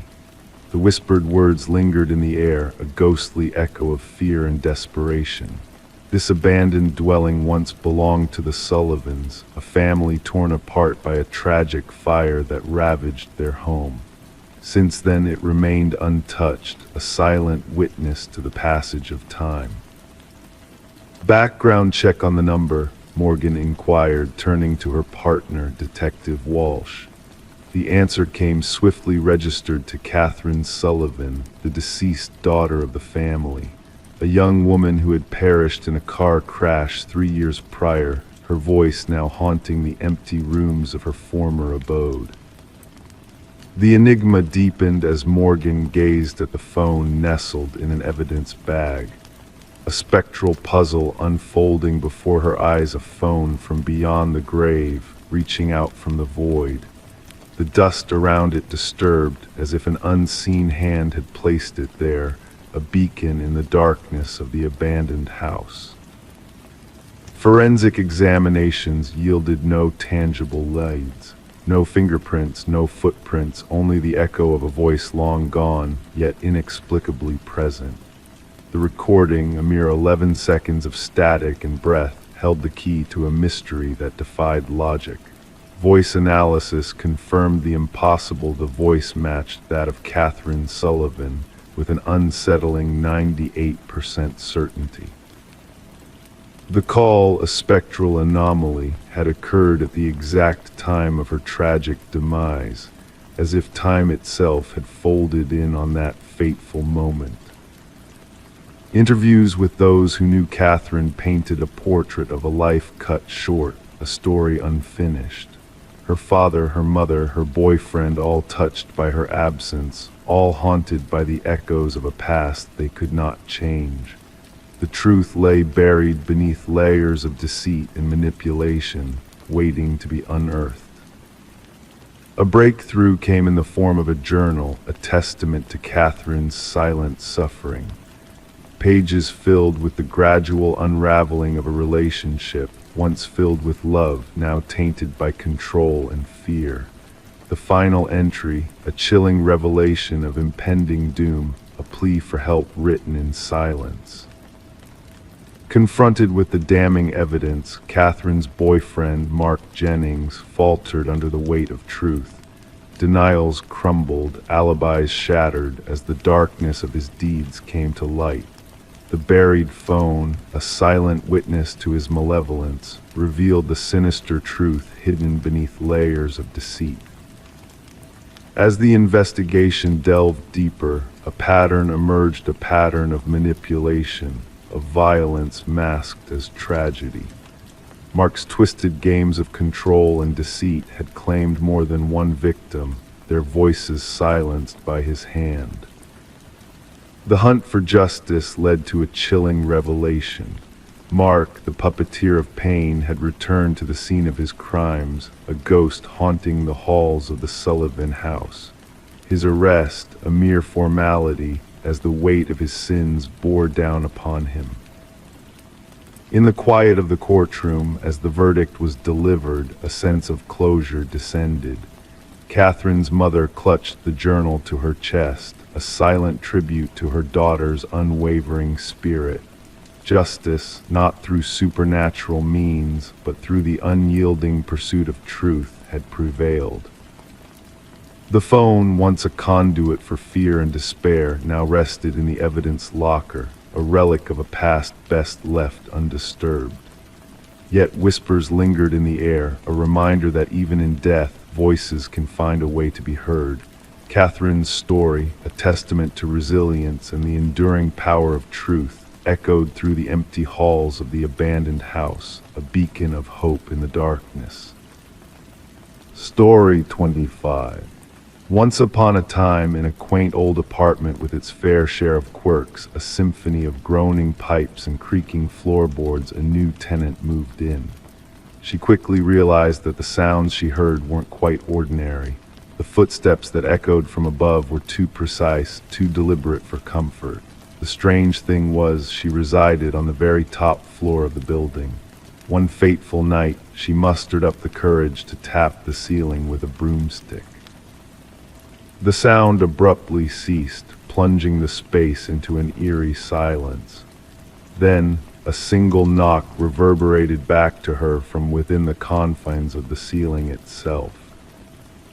Sarah Coleman opted to keep the knocking incident to herself, brushing it off as the building settling or perhaps a small creature finding its way into the attic. Despite the continuation of the mysterious footsteps that traversed her ceiling night after night, she adjusted her routines, cranking up the volume on her television, donning headphones to bed, anything to drown out the rhythmic footfalls that mapped out unseen paths above her in the dark. Detective Morris stumbled upon the apartment's peculiar tale when a maintenance worker stumbled upon a hidden crawlspace during routine repairs. While fixing a leak in the hallway outside Sarah's unit, the worker unearthed an unexpected passage concealed behind a section of drywall that defied the building's blueprints. Peering inside with a flashlight, he uncovered a makeshift living space, scattered food wrappers, discarded water bottles, a soiled blanket, and a weathered notebook. The building superintendent promptly contacted the authorities. Detective Morris, accompanied by his partner Detective Rivera, arrived on the scene to find the maintenance worker visibly shaken, muttering about someone dwelling within the walls and watching them. The notebook contained meticulous observations of Sarah Coleman's daily life, her schedule, her guests, her meals, her entertainment choices, even her personal habits like showering and sleeping. The handwriting, once orderly, descended into chaos towards the final pages, with cryptic symbols adorning the margins. The last entry read, "The subject no longer responds to my signals. She has chosen to ignore me. No one ignores me." Forensic experts meticulously combed through the crawl space, uncovering fingerprints that yielded no matches in any database.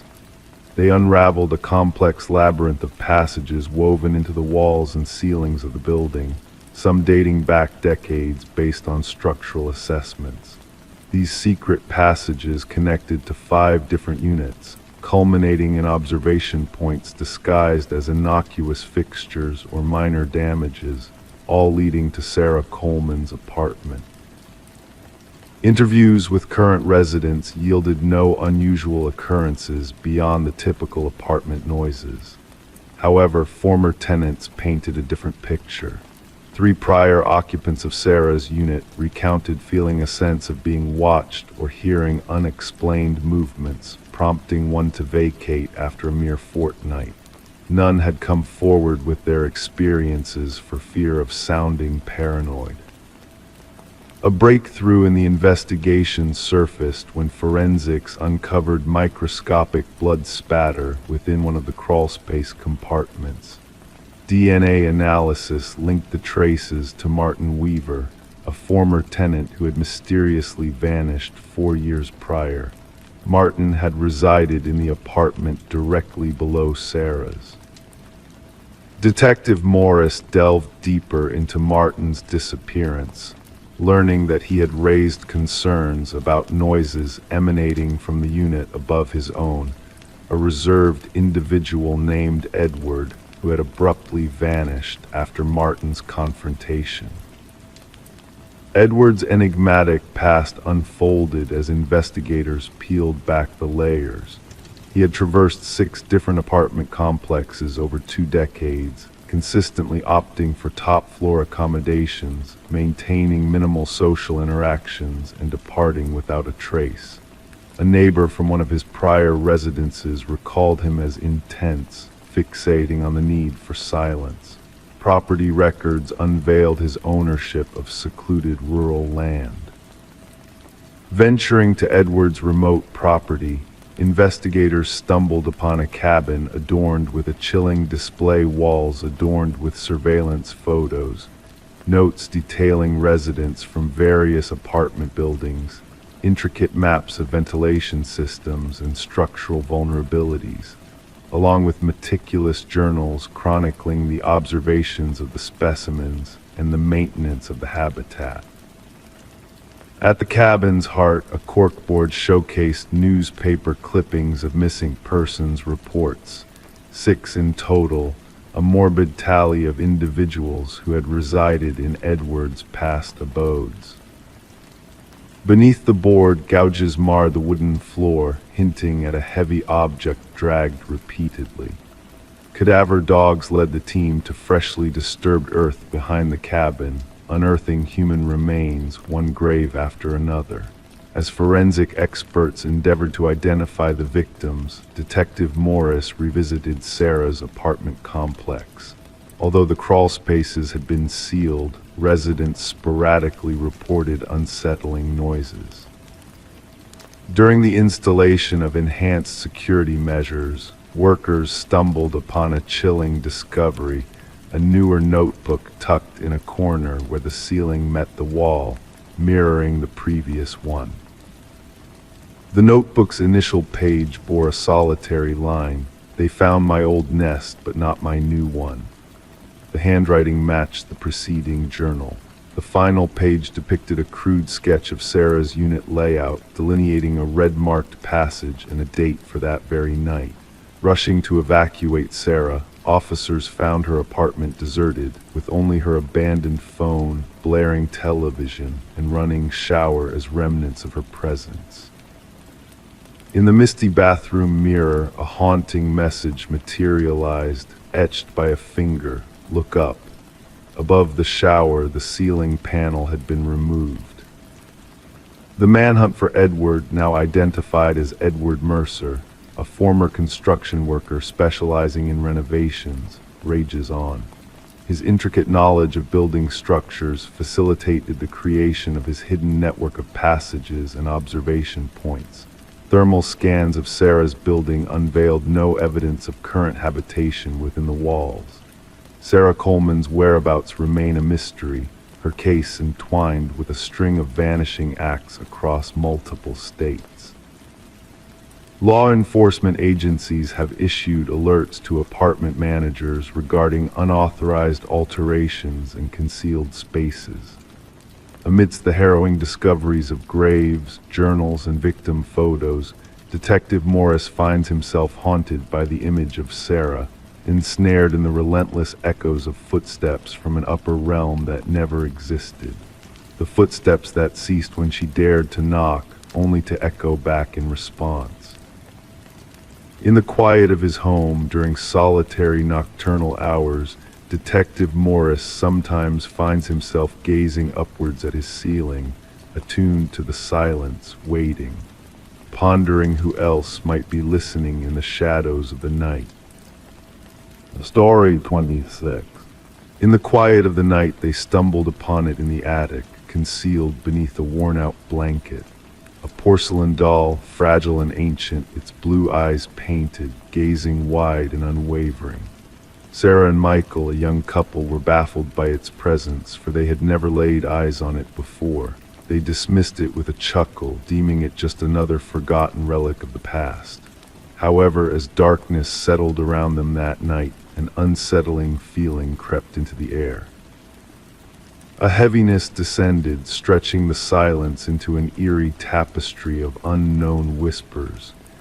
And when dawn broke, the doll had vanished from the attic, only to reappear at the foot of their bed, silently watching over them.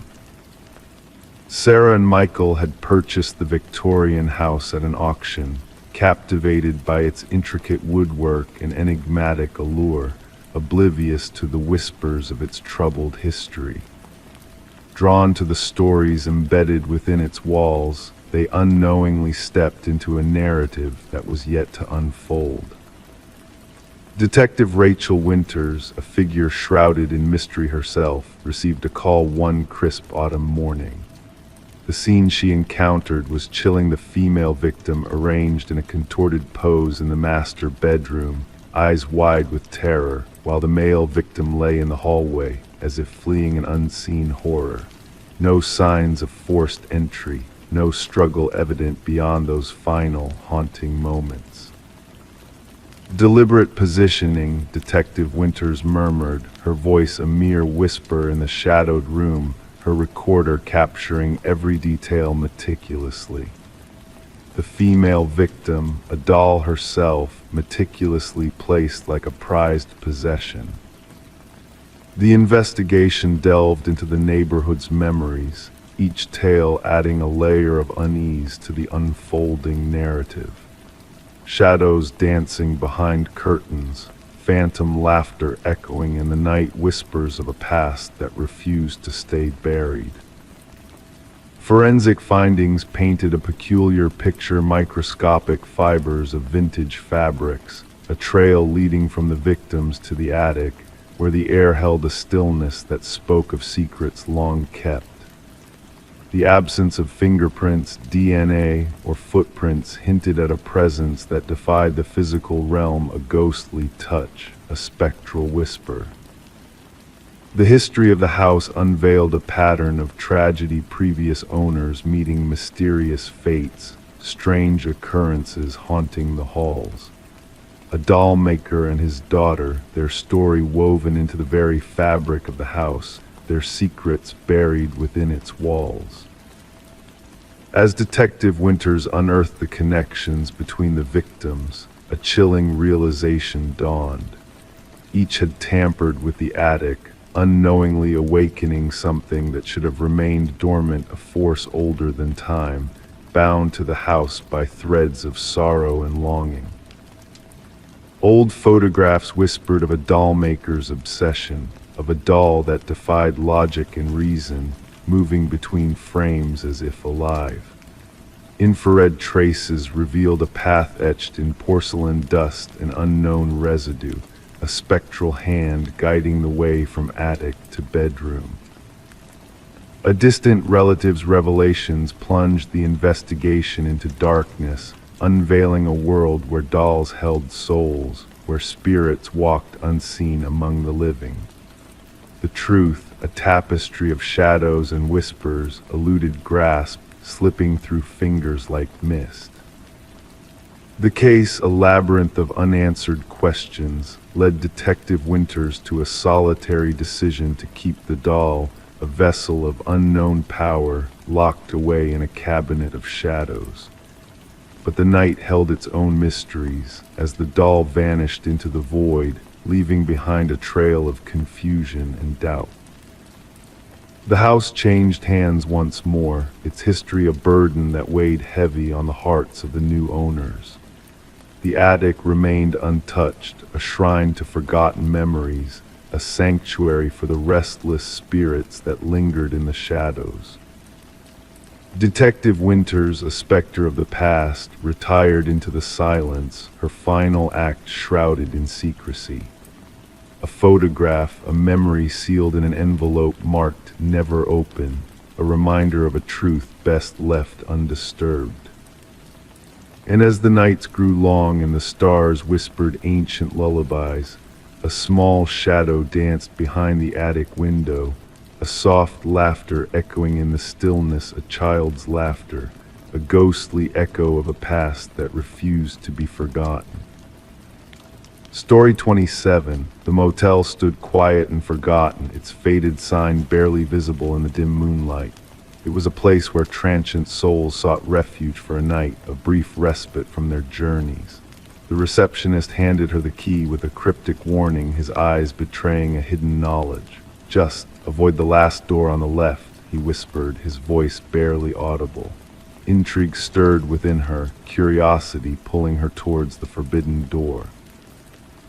That night, as shadows danced along the hallway, she found herself standing before it. The doorknob sent a shiver through her hand, cold as ice. The door appeared like any other, nondescript and unassuming until she pressed her ear against it. A soft, rhythmic breath whispered from the other side, a sound both haunting and hypnotic.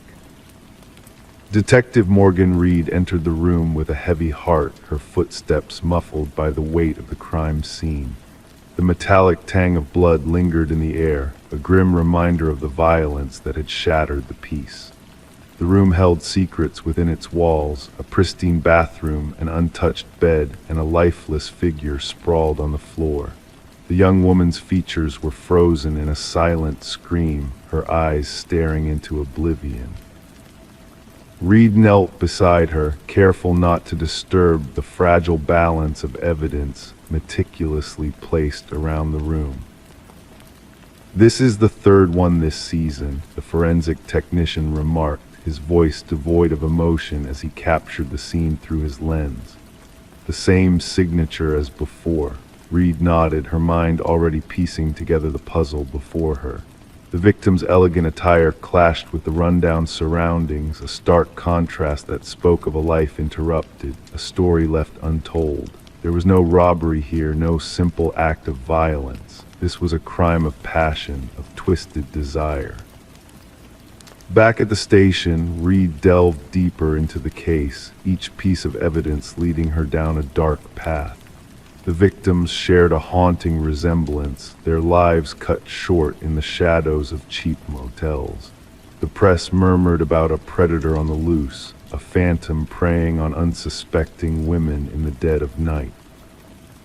As the days blurred together, Reed uncovered a thread of connection, a man known only as C, a colleague, a lover, a ghost in the shadows.